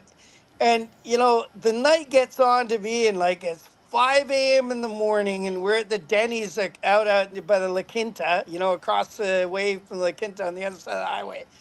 And he's ordering two Grand Slam. Like I've never seen a Grand Slam, but he ordered two Grand Slam breakfasts, and he ate both of them like at 5 in the morning. And then he's supposed to be up and at it at 10 o'clock in the morning because Rob's got to get a plane with him, and I could not wake him up. And Muzzy was so pissed off at me, he blames it all on me, and Rob was not nice to me about it, and but Rob's like blaming it on me that this guy's like slept in, and it's like, hey man, I'm up, and, and I don't need to be on your plane. It's like I'm not a babysitter, like, and anyways, but Rob, that really, Rob got pissed off at me about that. But again, I'm not a babysitter, and yeah. But boy, he was. There's some good times, good laughs, and But when he's straight up like a good guy, and then I remember we're all the AMAs, and we're trying to race Laguna Seca, and it was a wet day at Laguna, and like Chandler is like 2.5 seconds quicker in the wet than I was in the warm up or whatever, and it's like everybody's like, Chandler was second, but Gobert was still 10 seconds a lap quicker than Chandler was, and it Mm. was like unbelievable fast in the wet. Like he was just amazing in the wet. Like he sure could put the shine on sometimes. Like he was amazing. Yeah. He had one of the most Much love for the guy. 100%. I met him in 1999 at Phoenix International Raceway. I think it was the last year that AMA actually raced there at that track. I got Gobert, actually got his poster still signed right here, and it's his exact helmet in my other room out there. Super Yeah, cool, super humble guy. I remember he had yeah. two chicks around him at all times, with his crazy hairdo, right? And it was just so, his energy was absolutely amazing. It was just, yeah, because He, when you see a person on TV and then you meet him in real life, they could be total oh, opposite. But he give you yes, the last dollar in his pocket. You know what I dude, he mean? Like was, he's a heart but of talent gold. wise, he had one of the most natural, uncanny riding ability that I've ever seen in my life. It was just ridiculous. So, Yeah, um, kind of like Kenny, me. exactly like you, Steve. No bullshit, dude. No It's like, bullshit. oh no, I didn't have a Uh, lot of talent. It's a bro, I listen, just had drive and ambition. I wanted to be dude. a racer. Talent comes in, like a skill set comes, but boy, it's something I needed to work at. Like that's something that yeah, I had to really work at that. Like I mean, yeah, sure you're gonna have some talent. I don't mean to be egotistical, but you know if I was talking to Miguel, I'd have to say, well, to get a lot of seconds to you, you freaking used dish rag, you piece of shite. Like, yeah, you still have to have a lot of talent. Like, I Yes, hate you that do. guy. I hate that guy. I can't stand him, dude. Can't Uh, stand him. Kenny Yeah. Abbott says, ask you about Jason Pridmore helping you win your 600 Super Sport at Yoshimura. What Did did you? did did Jason Pridmore help you out? Oh man, I can't remember. I mean, but Jason would if you had to get out of the way or if I was closing, but I don't know, like, but Jason's yeah, me and I like Jason. Like, yeah, I mean, I remember his dad coming out, and I was like, "Oh man, you're Reg Pridmore." And then Jason was starting out, and he is good. Jason's just a good guy, easy person to be around. Yeah, Real Jason's easy. absolute. I actually I got went to Laguna. I drove to Laguna. Drove to Laguna, and I gotta admit that I kind of, a friend of mine, Josh Chisholm, he says, you gotta work on your public appearance better. But I got to Laguna, and I haven't been to an AMA race in, oh my Lord, 13 years, like, so that was the first time, like, I went to an AMA race in 13 years, and I had my Honda 50 there, and I was we were packing up or whatever on Sunday, and Jason's out of the announcing towers and he's in the paddock or whatever, and I stopped to say hi, and it's like I stopped and I sort of picked the bike up and I whiskey throttled the damn thing and I'm chasing Jason down, and it's like I was worried I was gonna bust his dangly legs because he's like a stork, but. But yeah, it's like, man, I gotta smarten up because like I was like, Jesus, like I got my hand all locked up in the throttle, and it's like I'm trying to pick the bike off the ground so that the damn rear wheel would stop, like, dude, so it would stop wheeling everywhere. Anyways, yeah, like, me with all my experience. Yep. When you were uh, when you when at the peak of the AMA stuff, when you were coming in and out all the time, what were you on? Some kind of like sports visa? How did you come in and out of the U.S. so frequently all the time?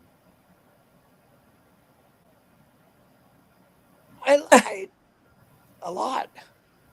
Yeah. Did you have a special visa? What was the? How did I you? had special visas, like when you're doing your privateer stuff, but I had special visas, yes. But one of the things is you got to realize when you're dealing with customs is every single one of the immigration and customs people, they all read and interpret it their own It's way. unique. It's unique, It is unique, and each and one can screw you up. so I paid to have H1 performance visas. I Okay. did all that, but I would still, like, I would, you know, I left my clothes across there and I just say I'm going shopping. There wasn't any they couldn't just Google your name back then and find out, like what's going on or what your career is. Now they look you up right away and they got a lot to say. But because the immigration process is so, it's customs when you get to the border and it's immigration inside. And because they all interpret their own set, everyone has their own mind. So the way they read things, like, I had all the proper paperwork, but I would still, I, you know, I still, like, I really regret it because I don't get off on lying and everything, but I just never told them the truth a lot of times because they haul you in like all the time. And because you got to pay your taxes down there, you got to pay them up here, and a lot of paperwork involved in that. But and you do all that. But yeah, like I had the visas and everything, and when you show them the visas and everything, it's just like, wow, it's gonna take a while. Yeah, I remember talking to you during that period of time, and on some trips you would tell me that it was had a little bit of a hassle getting in, but it's Yeah, You just yeah, want a really long shopping trip. yeah. we got to be careful. All those Canadians sneaking into our country. Yeah, there right? was a lot of Canadians back then, but then like if I was racing under Biden, you just walk right through. But Yeah, uh, you could but drive a tractor trailer through. Right? yeah, yes. Full of good What? Canadian beer. I don't. What the noise back there? I don't hear any noise. There's nobody else back there. Yeah, It's what are you like, talking about? That's just the radio. yeah, yeah. But it was like that. That was immigration was a hard thing. Yeah, I'm and it surprised that like was. companies like Honda didn't give more support there because they Well, certainly like, could have. no, like I did. I had all the right stuff, but it just didn't matter. They'd haul you in. Like, it was, I wasn't ever doing it illegally. And like, there was one time I didn't have the paperwork with Muzzy, and that was really bad. And I got to be really honest. This is a time where things like really worked out. I was with my ex Christiane. We're trying to, this BK. before kids. And, but crossing the border, you know, I was going to go race. And anyways, the custom guy made me go into immigration. So the immigration guy's big Mexican guy, like a 6'4" Mexican. I mean, that's a odd knob. That's not normal. But it's like I like Mexicans because they're short. They're like me. So, but so And they you make see a good big one. food. Yeah, and they make Yeah. great food, and I love Mexico, but you know when there's a big tall one, they stand out. But so, anyways, I got put into immigration, and so I was told that I can't go. So now, if you're told that you can't enter, and then you go and try to re-enter, you know, you're gonna get bumped out and disallowed for 5 years. So you don't really want to mess around with that, and so.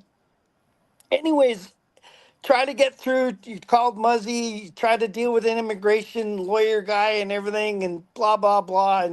And then I says, Rob, I says, you know, like I told you, it's important to get this shit done, because like Rob was gonna help see it through, but he, you know, he didn't. But so, anyways, and it's my responsibility as well. But anyways, Christiane, she's like crying, you know, oh, we can't go to the race and everything. And I'm like, well, slow down, get your shit together, hold it together.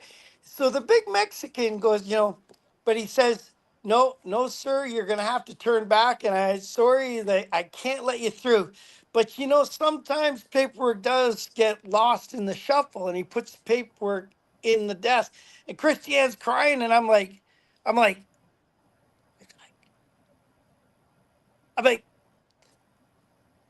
come here. See, so I was like, did you hear what he just said? Like, he didn't wink, he didn't do anything. It was a slight tip of his head. And he says sometimes the stuff gets lost, you know, in the shuffle or the, you know, and he just said something. And it was like, that son of a bitch is gonna fucking turf in my language. That son of a bitch, that can't call him a son of a bitch. That gangly, big, tall, 280-pound Mexican is just put that, he's putting my shit in the garbage. And so we just turned around, went to the next border crossing, and went through. Do you have any idea So why you were denied? I was denied because I didn't have the proper paperwork. I mean, I had a cut like, but for that one race, I didn't have the proper paperwork. And the thing is, and So yeah, on the second entry, did you just enter as a tourist? How did you get it the second lied. time? I lied. Yeah, I He didn't was say shopping. anything. Yeah, didn't say anything.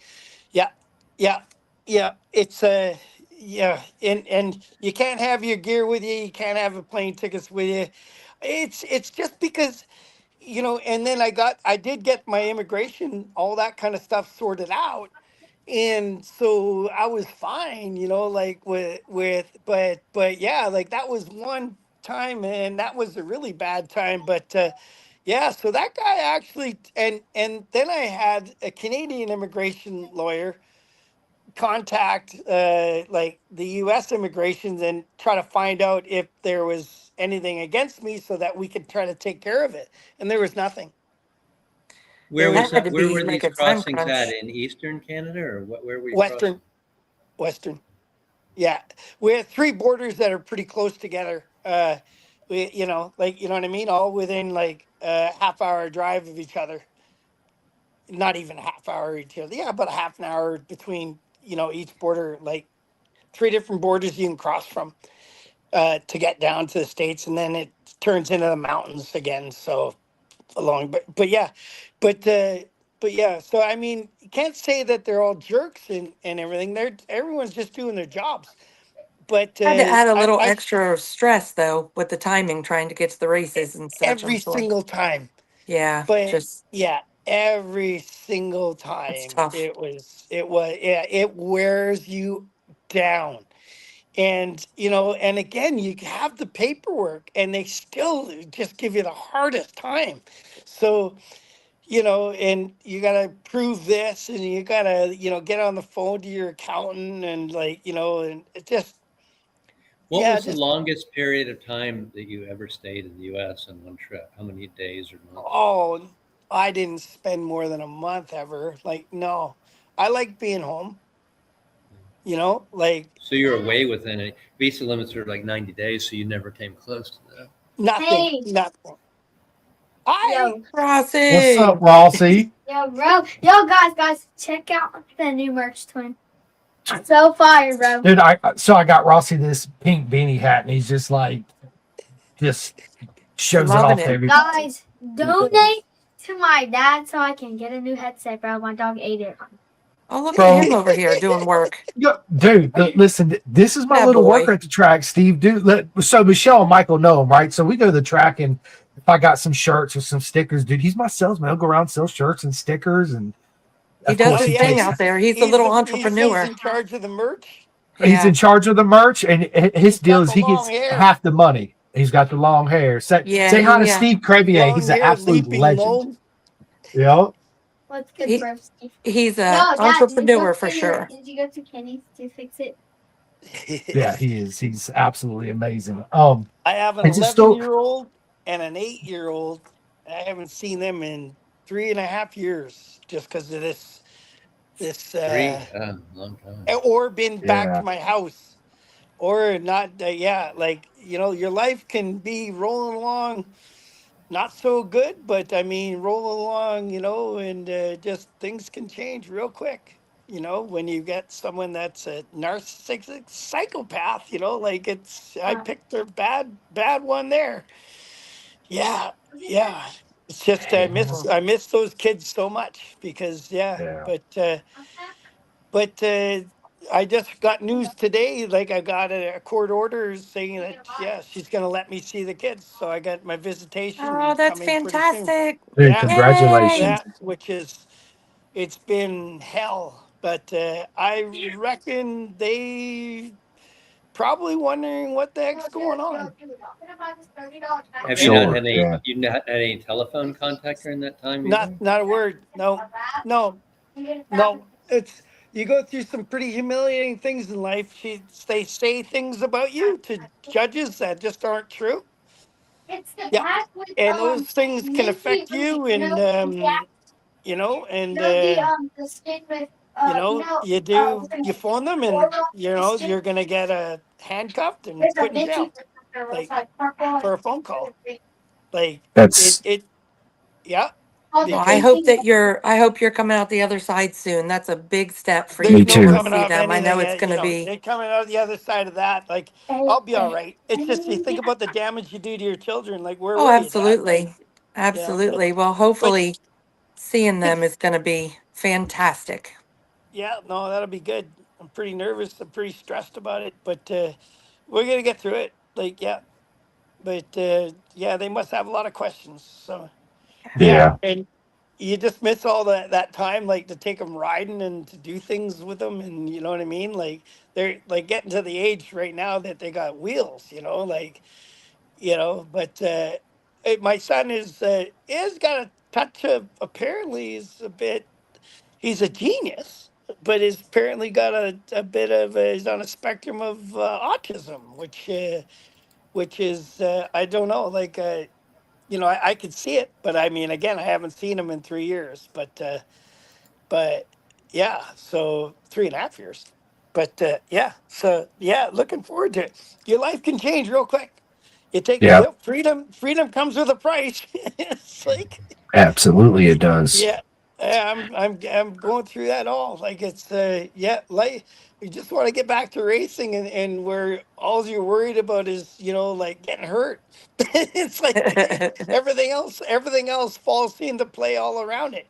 It's just all you got to worry about is getting hurt. Everything else is just fine. Yeah, absolutely. Kenny Abbott has a question for you. He says, "Can you name all the fast Canadian racers in AMA Pro Racing?" Right now, No, right no. now. Back in your day. So we got Ruben Well, we McMurder, had of Michelle course. Mercier, Rube McMurder. We had Art Roms. We definitely had Miles Baldwin, not Mike Baldwin. Mike Baldwin was the clean cut Honda rider. Miles was the snarly, squirrely blues playing, Toronto, Ontario, Canadian. Like he liked his ganja. he liked his little weed. And but Me too. he's legendary. So Ruben Miles, riders that have done well, like of course Picot, met that Miguel freaking Duhamel. Jordan Zoke, And now we have Tori Collins as the rider, and then we have Torin. there's a Tristan. I can't remember Tristan's name. He's out of Alberta. Tristan, I want to say somebody. Bailey. Yeah, Is it he's the Tristan one that Bailey? crashed in the corkscrew last year and got Yeah. ran over. Yeah. Like there's what is it, Moto America? I don't know how many hits that got, a few million anyways, but he had got bumped and knocked off his bike at the corkscrew, and then he got ran over, and he got up and it's like, what the hell just happened, so and then there's one other rider, he's doing pretty good. Jack Yeah, Butry. yeah, no, I don't know. Like, yeah, I don't know. But we certainly need to get some Canadians rolling along pretty good down there. But Torin Collins is he's doing good. Like, but he's just getting eighth places. He's not getting in the Under super sport America. class. Yeah. Yeah, but last year and this year he's pretty consistent in that eighth. But I'd like to see, we're going to see bigger things come out of him. I think he's got potential. Oh, 100%. I know every time he comes back to Canada and races, he mops up the field. He's always winning Yeah, when he comes back out there. So, yeah, yeah. So, and then who else is who's and of course we had Gary Goodfellow, right? And Goodfellow, but he's a New Zealand but Canadian. And now he's back in New Zealand, but he was crazy fast and he was entertaining. He was, yeah, he was pretty. He rode hard.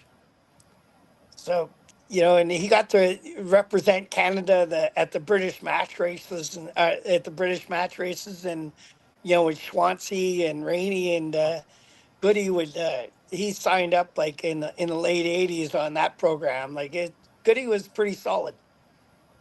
um, what one question I had for you? Me and you had previously talked on our video chat, which was absolutely amazing. Is one thing you had told me is the factory teams actually held you back, right? For those that are listening, explain that to everybody. Well, What did you mean by that? the thing is, the factory team, sometimes you get the A stuff and sometimes you get the B stuff.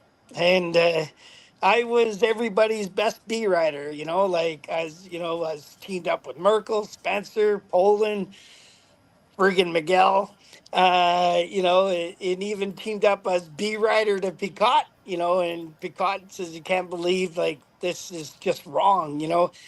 And when you're on some programs, you're not getting the best stuff. You're getting mechanics that are first year out of AMI, like American Motorcycle Institute, Yeah. for people that don't know AMI, which Yeah. is a great program because it's produced like so many great mechanics, and it is a great program. And racing is so many great mechanics came out of AMI, went into racing and they've had pretty lengthy careers riding. Um, Anyways, oh, sorry, I thought I had a phone call coming in, but my battery's running low because I talk too much. But the one thing is like, it used to be the day that, like let's say Scott Russell has a setup on his ZX7s, and the swing arm pivots here and the offset is this, and you're trying to explain that, hey, like that's good for Scott Russell, but I'm not Scott Russell. I ride different. My body weight's different. My positioning's different. Everything's different. And I need to try different things. And you're going to get into arguments with, I don't want to but someone like Rob Muzzy or like Sierra Watanabe, when working with Yoshimura, like in 1990, when I, pretty stubborn to making a change, but even with Rob Muzzy, like wouldn't let me put the swing arm pivot to stock. I couldn't come off the corners without just head shaking, wallowing, and just couldn't, couldn't ride the bike. 2 years, and bad qualifying and bad lap times. So, he finally lets me, change the jet kits on my 600 because we ran KHI jet kits. So my bike wasn't stalling out all the time. And remember when Scott Russell came out and qualified Daytona, smashed the lap record and everything. And then all of a sudden that bike gets kind of pushed away, and then he comes out the next day and he goes out for a lap and he pulls off, or 2 laps, and he pulls off because his bike is missing. Well, I had to ride the same bike, and I finished, I think I got third or fourth, but you don't have the luxury of pulling in and saying it's not working. But we were running KHI jet kits, so I raced for Muzzy for 2 years, and these jet kits were the wrong jet kits. Those jet kits were made for World Superbike spec bikes, with a full air box and a full, you got pistons and cams, and like completely different bikes than the stock CX6s that we had to ride. And it wasn't until the last race of the second year that we got together. Well, they put in factory jet kits. Now there's Dyno, and then I there's know. factory, Yep. not KHI factory, but factory, the American Factory. company. Anyways, we put in a factory jet kit, and I qualified pole. And then the Superbike, they let me put my swing arm pivot to the stock position. I qualified second. Like 2 years wasted. I And wonder if it's still like that to this day. I wonder no, if some teams are still like no, that. No. nope. It's rider and rider comfort. Because if you can't make a rider comfortable, you know, he's never going to perform for you. And riders are wrong more times than they're right. But the thing is, with being a development rider or a good rider, is when you're right, your lap time shows it. But when you're wrong, your lap time's going to show it. And you can come in and say, hey, I just made you guys do 3 hours of work, and in 3 laps it's crap. We need to go the other way. Like, but if you can tell the right or wrong, well, you're a good development rider. You're a development rider, you can develop. But you got to try to think out of the box a lot of times. And you're on factory team, you can't think out of the box. You got to be like, you can't. Yeah, you if you're not the winning rider on the program, well, yeah. And then the teams have special stuff for the A rider, and then you know but I don't want to, that's putting a mark on the industry. I don't want to be known as the guy that says, but there's just games in racing, and I always knew my position. I knew my position well. Just work hard and do the best you can. And I was in the show nevertheless. But the absolute best team I ever rode for, definitely, it's Honda.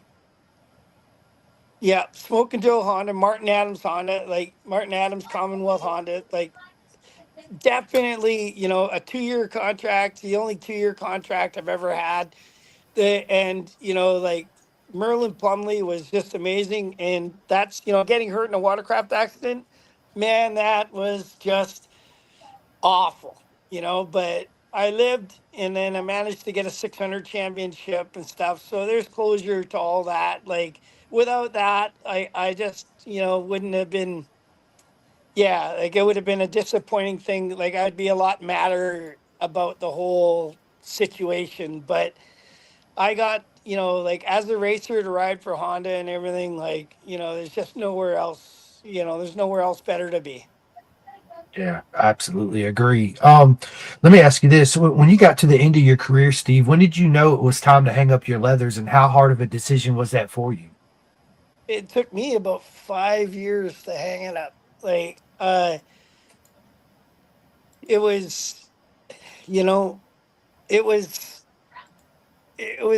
I was, with about the last 3 years, even just riding the XR 1200s, even though those races were a bit shorter and everything, like my body, like my shoulder was torn up.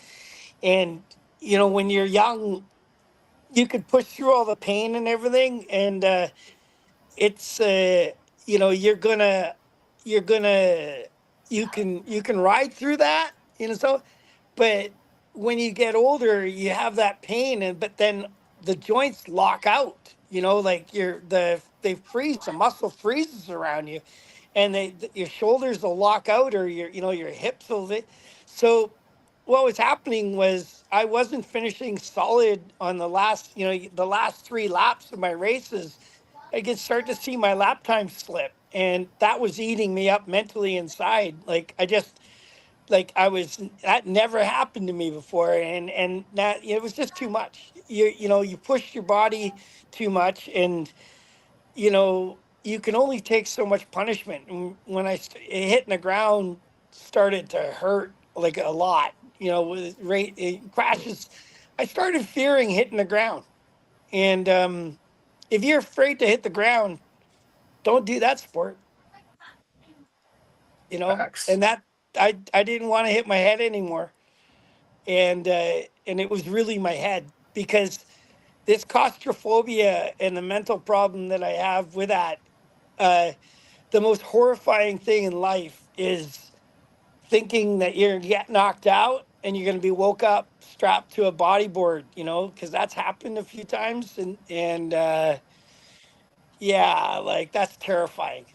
It's just that's trauma beyond anything, like Yeah, yeah. So 100%. yeah, yeah. So my body was tired and used up, and I was abusing myself, keeping everything fit. Oh, do we have a sound problem? No, I can hear you just fine. Oh, okay, because of oh, yeah, I think it's your phone in the background. It's The Michael. background. Mike, yeah, Michael muted himself, and when he Oh, did that, you can't hear his background that's because noise. he talks too much. Yeah. That facts, right? Yes. So after you hung up your leathers, how did you feel that void of that all that adrenaline? Being at the I track beat and being I so beat my competitive. head. I beat my head against the wall. You literally die inside. Like, I Yeah. tried to go to work again, like, you know, and just I tried to ride dirt bikes a bit and stuff, but the bad thing is I met my former, and she didn't really like the bikes and things, and I thought then that would help me quit. And at first I was kind of happy about it, but giving it up a year or two, or not having it, like not showing any interest in anything, like, but you know after a few years, and then all of a sudden kids come out, like, like right away, like, and it was like you're not allowed to have anything to do with bikes because you have kids, and it's like, what difference is that? Like, it's like, and just I couldn't go riding with my son, like, who was like a teenager and really ambitious about going dirt biking and stuff like that. Like, I had to stay home and take care of the kids that I had, and like, I guess that's that. There's nothing wrong with that, but it really put me away from bikes. I lost touch with everything. I lost 11 years because you just do the best you can do in your home life, and I regret it. I regret, because everything I am today, everything you have today, everything is from bikes. And I retired at Chips, right? The Canadian National Championships and everything. And but everything I have to be grateful for in life is because of bikes. And I could say just as well that there's a lot of trouble in my life because of just bikes, but I certainly don't ever think that way. Yeah. Not, yeah, but it's brought me, it's the person I am. But to like totally step away from it and not be able to show up or go to a race, or like not ever take the time, or to not be able to, yeah, not, yeah. Yeah, just I missed But it. you've been starting to get back into it, some going to some tracks, right? Yeah, I've heard about Crevier sightings at Barber maybe and a couple other places. I mean, you're yeah. popping I in and just out don't now, try to aren't get you? in. I don't try to get into the booth very much or anything because my life has just been really bad and really embarrassing and very humiliating. And but you know, like, hey, shit happens, you know, and it's like someone isn't honest about, and they can destroy your life. And somebody set out to destroy my life and has done a very good job. So, but now I'm, you know, getting out. But and another thing too is one of the good things about getting like being away now for like the 3.5 years. Well, I wasn't even allowed to see my mother. And it's like, what do you mean you're not allowed? You know, like I wasn't allowed to leave the yard with my children because she's afraid that they're going to get killed. And it's like, I have two kids that are, you know, they're damn near 30 now and they're alive and very well. You know, like I'm not going to lose them, you know, and I'm not, I'm a bit nuts, but I'm not an idiot, you know, like, or I'm an idiot. I'm just a bit nuts. Whatever it is, you pick it up a variation. You figure your own variation. But the thing is like, I could never leave the yard. Like, and I shouldn't speak badly, but and you know, you don't want to test that and create panic for your, like, I just did what I was told. And because apparently I was too much of a masculine man in my first marriage, so you know, when I was together with, I just, you know, like, I just sort of stopped being who I was. I lost myself. Like But you're starting to come it's back to it now, right? I think I see yeah. on your So Facebook you've been out riding with your buddies, kind of doing some we'll ride with touring, my been on son a dirt lot more. bikes, you've been Yeah. at the I bought an racetracks. You're coming e-bike, back. Michelle. I You're bought an coming e-bike, back. mountain bike. Yeah, look at you go. Yeah, but yeah, like it's mentally, you know, I've been dragged down and stuff like that. So like getting out to the races and everything, but getting back to my mom. My mom was she She was was amazing. doing bad, and she had the parking lot disease, the Parkinson's, but I could never remember it, so I called it the parking lot disease. But so she had the Parkinson's and stuff like that, and she died exactly May a year ago, May 3rd a year ago. And but the good thing is like I really got to spend like as much time as I could get myself to seeing my mom.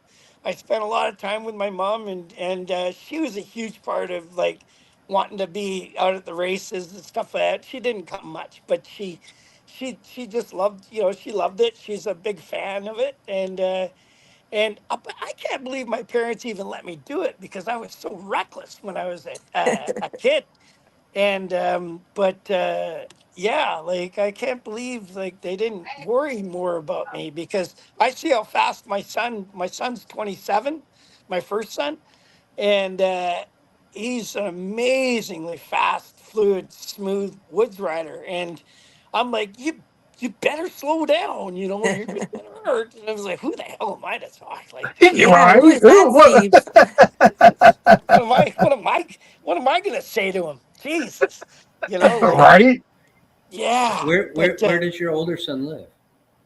uh, so my house that I haven't been to is like uh he lives like he lives like a kilometer away from my other house, my house, Okay. like, So and that's in you're in the Maple Ridge. okay, but so you're all in the Vancouver area. Yeah, the Maple Ridge, like, yeah, an hour east of Vancouver. Yeah, yeah.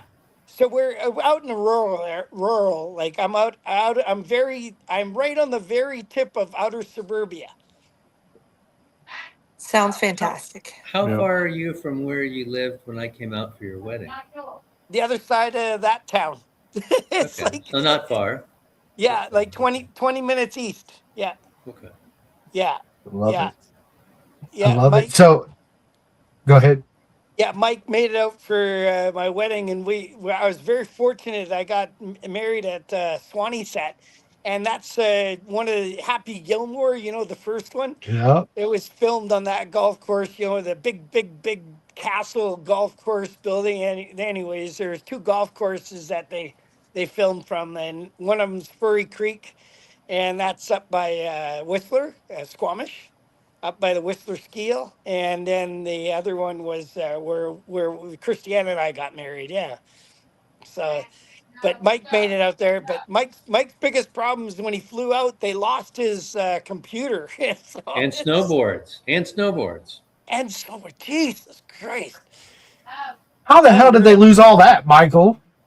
I got 10% battery left. They sent the snowboards to Chicago, and they lost my computer bag and had my return ticket, and they made me buy tickets there for $1,000 one way, and I came back and sued United Airlines, and I won, and they paid me $15,000 for their insubordination. Holy shit, that's crazy. Yeah, they really screwed up. I got to. Yeah, I was going to come out there, go to his wedding, go snowboarding. It was going to be a great trip. It turned into a freaking nightmare, except for his wedding. I remember walking into the big place they're having the reception. He had like a Penthouse magazine looking at centerfolds. He said he was trying to get it all in before the marriage or anything. Typical Steve. I have lived a little unethical. I love it. I love it. Yeah, I didn't say I was. Yeah, didn't say I was. I'm still a man. Facts. We're not sick. Facts. Can't say that. No, we're just men. We're just men. That's all it is. Just we're just childish. Men, right? Yeah, we're just childish. I think I that's just it, cracked man. the beer. Oh, good. There you go. That's awesome, Cheers. man. There you go. Cheers, man. If I had one, I'd crack one with you, but I don't. Dude, Steve, I can't man. have a beer on a podcast.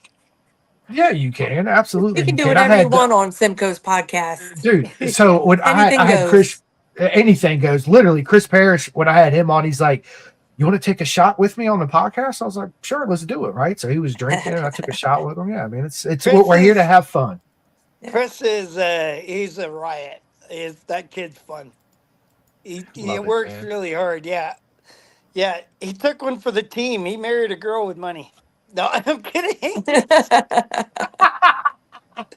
That's awesome. Oh my God. So, Michelle, and you previously stated, dude, you're going to get back into racing again. I'm super excited about that. Are you going to make your way to any Moto America rounds this year, like New Jersey or? Can you hear us? Michelle? He said, are you coming to any I races? thought you said to Michelle. No, I you, pop Steve. in here and there. No, She does. I'm gonna get to hopefully gonna make it for the Saturday at I got some legal I got mediation anyways on the Friday, but for the Ridge in Washington, because that's only like 5 hours away from my house, 4.5 hours, whatever. So I'm gonna make that race, Laguna Seca, and then Mossport. So I don't believe I'll be getting to any of the, and I did Coda this year, and I can't really spend the money. I just don't have it, and it's because It's pricey. I'm still supporting the other household. Well, she and her guy lives in there with her new baby with that guy. Anyways, that's just get over it, Steve. But you can't make It this does stuff get up. pricey getting to the track, that's for sure. Yeah, it gets pricey. As a fan or otherwise. Yeah, I went to the MotoGP. I went to Coda, and I didn't make it into the pits or nothing. I was out I camped out in the outside. I had a total blast, and I just followed my buddies. And when there's a race that we needed to watch, I just went when they went. And a friend of mine and his wife, friends that are they live on the East Coast, right on the Atlantic Ocean. But Mike and Barbara Foster. And McCloskey, Barbara Foster is his spouse, but anyways, McCluskey, not McCloskey. I think it's McCluskey is proper. I just keep thinking of the Mike McCluskey. There's a kids show what's that movie with the Monsters Inc. Mike Wazowski. Monsters Inc. Yeah, Yeah, old Wazowski. Yeah. So, was that McZaski or whatever his name is? Yeah. Anyways, I keep thinking of that. but I went there and I just had the time of my life just being a spectator. Yeah, but it was neat. It was good to see. But It's Yeah, nice, I was. just not I never raced obviously, but you growing up at the track and I stepped away for a while, racing my son who's now 22, and just the last probably 2 years or so I've really gotten back in with the suits and going back to the track and stuff, and there's just no feeling like it to me when you just pull into a track. I just feel like, oh man, I'm home. The sights, the smells, the just everything about it. all of it. You just feel at peace. And it's So something that when you're raised in it and it's your passion, what you love, there's just nothing like it. You're there, and you know what? it really is nice. I You're so right, and I hate it. And you know why? I would with when I did all the factory teams, I would go a day early. And like the reason is I get so excited that I can't go to bed at night, like at the Yeah. first night. And I would go everywhere just so I could calm down because I'm so hyperactive. Yeah. And and because like you say, it just the whole race life of it is just, like race life is a great life. And um it's really a lot of work. I never wanted to quit, and I went as long as I could because I knew when you're done, and there's no coming back. Especially in your late 30s. But again, I didn't think I'd go to 47. But the thing is you. I just had a beer burp. You Yeah. spoil, but Bless you. I literally couldn't calm down because I'm so energized when I go, and it is neat because you don't think of it so much at the time, but when it's all said and done, when it's over, it's over. You're just dead inside, and it's hard. It's hard. It was hard to quit. It was really hard, but I'm so much more than just a beautiful face, and a great set of You legs. I'm always a have racer been. too. I'm a racer too. You heard it here but first, like, folks. but like it is like all they are is a racer, Yeah. and it's again like to say that you can't appreciate it, and like some people aren't always happy to see you, but there's all that 98% of the people are always happy to see you, and I'm just so glad to have been a part of it, and to be in it, and grateful for all the opportunities and everything like that it's brought me in life, you know Oh, And it's just absolutely. the It's stories. I mean, all it's of us could sit around and tell bro. stories forever. That's my favorite part about being at the track now is when the races are over in the evening and just sitting around, people are packing up, you're having a beer, and you're just talking about the shit show that was back in the day. And, yeah, I remember that and this person and that person. And it's just, it really is a community and a it family. is. And, it's really, I feel blessed and lucky to have been a part of it for as long as I have, and the accolades that you have, and whether you always considered yourself a B team or not, you were always on the A team with us. So Yeah, we appreciate everything that you did in your career and bringing us along with you, and giving us all these crazy ass stories to tell, some of which we can't I, probably say on the podcast either, I but think yeah, I we think I'm just appreciate that. I think I'm lucky and I'm very fortunate. Thank you. Thanks, Yeah. No, Michelle. Like, yeah, 100%. yeah. But I Now would it literally go a day early because I got so excited all the time. I'd fly with a mountain bike and just go ride around for the day before and just to calm down, like because I'm very energized when I get going on it, and yeah, but that's my life, and of yeah, course. it's and to give up that identity and everything was really hard, but by the time I decided to hang it up, it was time to hang it up, or you had to, and Yeah. now I still wake up in sweats, and because I'm dreaming that I'm still winning, and it's like Hey, I'm that's good. 60 I'm I love it. 61 years old in another week or two, and it's like you're not winning nothing. It's like, That's good. I love it, man.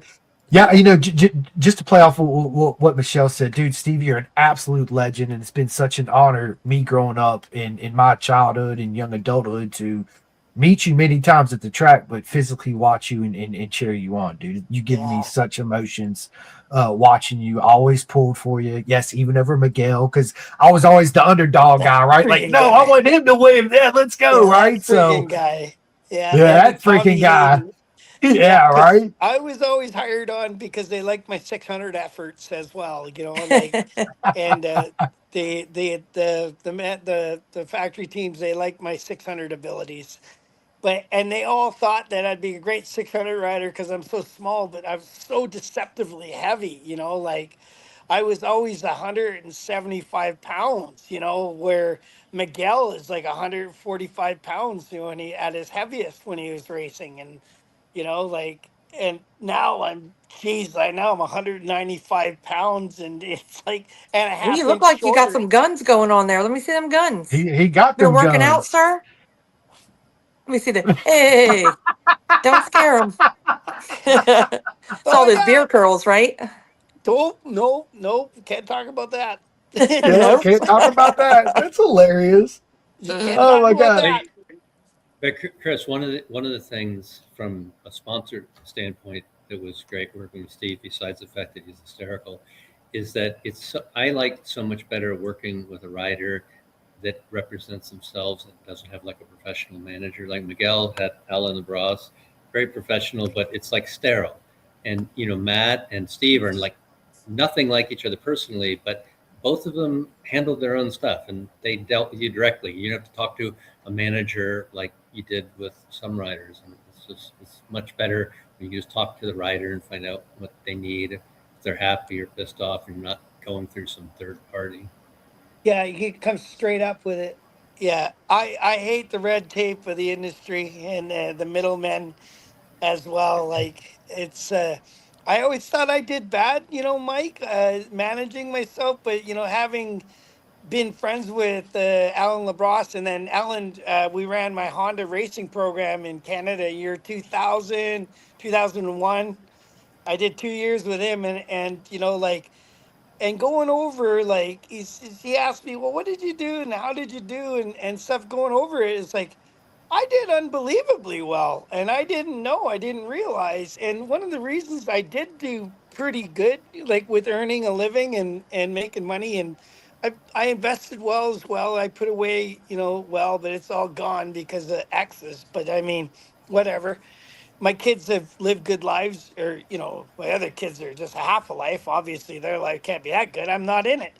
But anyways, the thing is, like, he says that I did very, very good for being of just very minorly educated, and just, yeah, but and the reason I did do well is because I never really concerned about what someone else is doing. Like, well, I don't think I'd ever come up to you and say, well, Miguel gets this much money for wearing suits, and I need this. Like, I've never been one of those kind of guys. No, I will Like, say, the one thing with Steve was, and I think again it goes back to just all my favorite childhood memories at the track and whatever is with Steve. What you saw is what you got. I mean, he was honest as the day was long.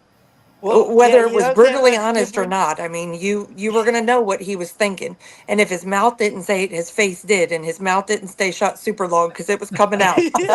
So, Yeah. it's If he I was was just having a bad very, day, people knew it. Yeah. It's yeah, like, yeah, it's just yeah, you've yeah. always been completely true to who you were, and you were always very respectful and very, very easy to deal with. And so, that goes a super, super long way. I wish I learned. Uh, I wish I learned to breathe before I speak. Yeah. Something I work at now as I've gotten older.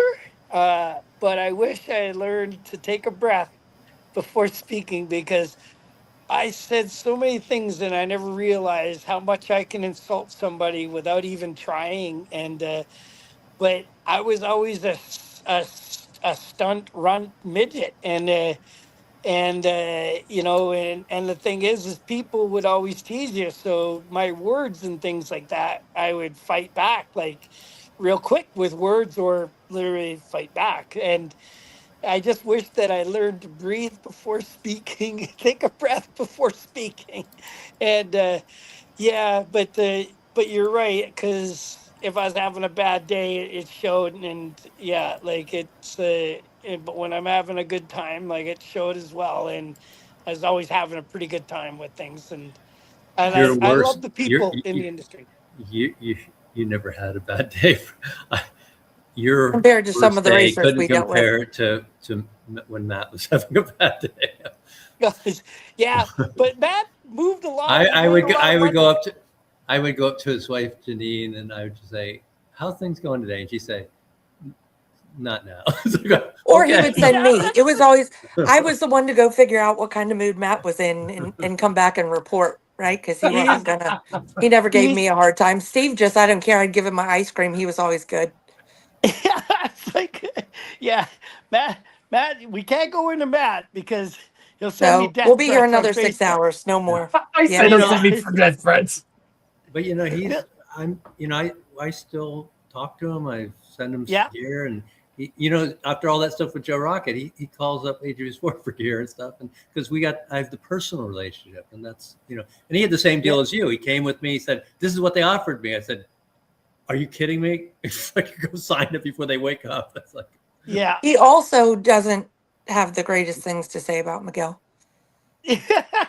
I went out to his, he got inducted to the AMA Hall of Fame maybe 2 years ago. And I went out to the Hall of Fame induction out there in Zanesville. Yeah, And Miguel was supposed to show up and didn't. And he let it be known that he didn't really give a shit if he was there or not, but he wasn't surprised he didn't show up. So I got a you lot of guys bond on respect that. for Miguel. I do have a Yeah. lot of respect for Miguel, but no, Matt really got under Miguel, and that was one of Yeah. the things with Miguel, is to try to explain to him, you can't let that happen.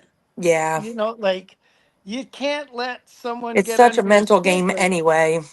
but I don't think Miguel was bullied as a kid. You know, like I was Right. bullied so much. And you're either gonna like become a very confident, aggressive well, I guess, aggressive, but I was confident because, my father is a confident hockey player, and he's, you know, and I was strong when I was young. So I, if someone is going to tease you and bully you, like you just have at it right away, because they're going to bully you worse the next day and worse the next day and worse. And like someone like Miguel, um, I don't think he went through a life of bullying. His dad was like a rock star, snowmobile racer, motorcycle yeah. racer, and all this. Yeah, sorry, I get a lot of allergies. That's not where I'm living here. There's horses, and I fed the horses a hay today, and I'm just like, just uh, just allergies. I'm wiping my nose like crazy, but don't worry about sneezing. But I don't think, like, and so when someone like Mladen finds a weak point, and he's just gonna grind it, and it's like Matt's a really good guy outside of racing. Like he's super. He's also got a big heart as well. It's just, you got to get him away from the racetrack to see it. And but Miguel, like I just don't think he's used to really having a bully. Like, so his emotions he'd just get like right out of check. Like he'd yeah. I mean, I saw it. I'm like, buddy, you can't let that happen. Like, don't let it happen. You guys You have know, enough like, mental games and politics you're dealing with to, you start getting rider to rider politics and under the skin, and it just can be a train wreck. So yeah. 100%. But 100%. Mladen had a lot of skill and stuff like that. But Amar Bazaz and, Matt had something going on underneath their tent that nobody was supposed to know about, and it was Tracks like, control. I'm not saying anything. I did. You ain't got to But worry about. I'm the host. I said it. Tracks but control. We it's all knew like what was you could going play on. the tire game, you could play any game, engine cheating, but that's a whole nother level of like, and on all the riders that say, "Man, I have my traction turned off," and it's like, the hell you do. You did. It's You could like, hear it. but when riders say today that, oh, they don't ride with traction, they got it turned off, it's like, yeah, the hell you do. It's like, it's a game changer. It's like when the Recluse clutch come out for dirt bikes, for like Bro. woods riding. Yep. It's anyways, a clutch for the dirt bikes, Yep. that you don't need to use the disengage Clutch. Yep. engage the clutch yourself. It was just a game changer for woods racing. Like it's cheating. Like it's traction control when you're the only one with it, or if you don't have it, it's a game changer. It's a Yeah, game changer. absolutely it is. It's come such a far way too since the Yoshimura Mladen days, right? Yeah, but Steve, everybody's been cheating since racing started, right? That's the name of the game. Everybody bends the rules. Are you still with us, Steve? Okay. Am I there? Yeah, no, yeah. Oh, yeah. I just can't see you, but we can hear you. So All right, yeah. Like I moved over to this chair here to plug my phone in, but I think something happened. listen, it's all good because we're 2.5 hours into this podcast, man. Holy So shit. we're gonna, yes, dude, yes. I knew this was gonna be a long one, Steve. So I will let you go here in a few minutes. It's been an absolute honor to have you on. Let's definitely sit down and do a part 2. Thank you very much. Yeah, it was a pleasure to be here, Chris. Yeah, and listen, the honors. Good to Go see ahead. you, you, Mikey. And I know, you miss your homeland. I'm going to call you sometime this week and talk to you. Okay. I'd love to hear from you. All right. Yep.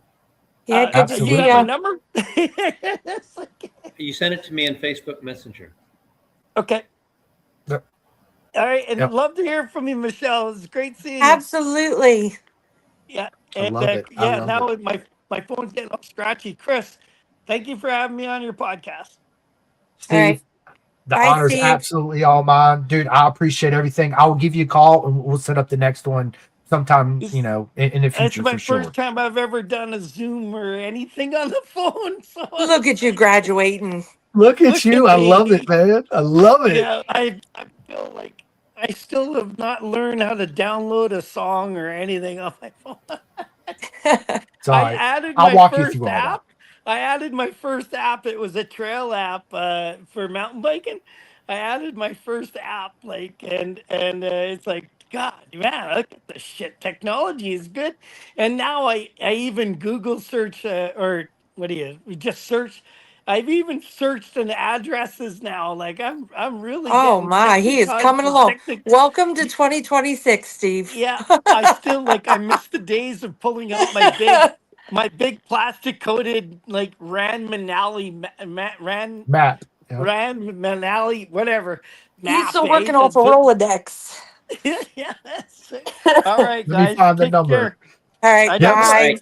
Talk to I you don't soon. know how to hang Yep. up. Dude, you're good. Just hit the exit the studio. You should be able to just hit the little. I Or got read the the red red button. button. Yeah. Or let the batteries run out. Hey, Yeah, wait a just minute. let the battery run it. I'll just smack it. There you go. I love it, man. I love it. This Okay, I'm episode will gone. be Take out. care. All right, Steve. Yeah. Thank you so much. I appreciate it. Thanks. Bye, Yeah, guys. this episode. See you, Steve. Will be out here later on tonight for sure. I'll do the whole thing, process it, and put it out there. I'll send it to you, Michelle. I'm gonna send it to you, and obviously I'm gonna send it to Steve so he can listen to it. Right, listen back to it. Man, it's been an absolute honor to have him on. Thank you so much, Michael, for making this happen. Bye, Steve. I appreciate it, my man. I heard it. I don't need to listen to it again. Okay, you're good. But yeah, it'll be out everywhere. I'll put it out everywhere, Steve. I'll give you a call. We'll definitely sit down and do a part 2. I got to give a couple shout outs like I do every podcast before I end it. And the first thing I always say, Steve, to everybody, man, if it wasn't for you and everybody coming on this podcast, I wouldn't be sitting here doing this. You guys are the actual stars. Everybody that comes on the show, everybody hits the likes and subscribes and all that. Listen, it means so much to me. Again, if you wasn't doing it, I wouldn't be here. So thank you so much. Listen, people, it's 2026. Do yourself a favor. Take that off the rack suit, give it to a friend that don't have one, make a purse, a backpack, give it to a loved one. It is 2026, like Michelle just said. Do yourself a favor, get you a full, proper custom suit. I personally wear Kamani, right? We're going to get Steven one too as well. So if anybody's interested, please reach out to me. We'll get you hooked up. One of my newest sponsorships I got is Kabuto helmets right here. They are absolutely amazing helmet. It's the only helmet I've ever put on. Right out the box, I wear a small. Where I put it on my head, I actually feel the whole liner on top of my head. It's crazy because sometimes you put on a helmet, you'll feel it here and you'll feel it here, but you won't feel it here. This helmet's best fit right off the box. It's the only FIM. Dude, they're amazing. Made in Japan, small company. It's the only FIM homologated helmet that has a MIP system built into it. It's not actually built into the shell. It's built into the liner of the helmet. It's the only helmet with the safety pull out. As you can see, this one's unzipped. So most of the helmets got that emergency tab. If you ever try to pull one of those, dude, it is freaking difficult. Well, this right here, you just unzip this, you get this little red tab, and you just yank out the cheek pad, right? And the whole inside of it collapsed. So there's hardly any head movement when you got an unfortunate incident. You had to remove the helmet. But if anybody's interested, KabutosAmericas.com. If you're out there to the Moto America track, make sure you go to the fan zone. Go tell Scott Simcoe sent you from Pin to Gas. Put your hand on one. Try one on. Trust me, you're absolutely going to love it. I know I love mine. And no, this is not a paid advertisement, right? But listen, big shout out to K-Tech Suspension, SFL Mini GP. It's one of the best organizations we have here in the United States as far as getting future legends of the riders out there in the field. You got one in Florida, you got one in Jersey. It's simple. All you got to do is register and sign up. You show up, they provide the boots, the gloves, the helmets, the bikes, everything, right? So there's no hassle, no excuses, whether you're 70 years old and you just want to get into it, or you're 25 with 2 kids and you want to get them into it. SFLmini.com, sign up. Big shout out to 64 Degree Racing. They're another one of my sponsors. There's a huge difference between a proper motorcycle undersuit, not an Under Armour, not a Nike compression suit you buy at Dick's. Trust me, get yourself a full custom undersuit. It is a game changer. 64degreeracing.com.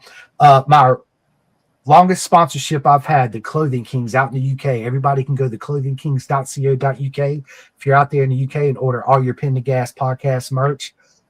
Man, listen, it's been an absolute honor to have the legend Steve Crevier on, to sit down again with my friend Michelle and my buddy Michael Perrott. I appreciate everybody.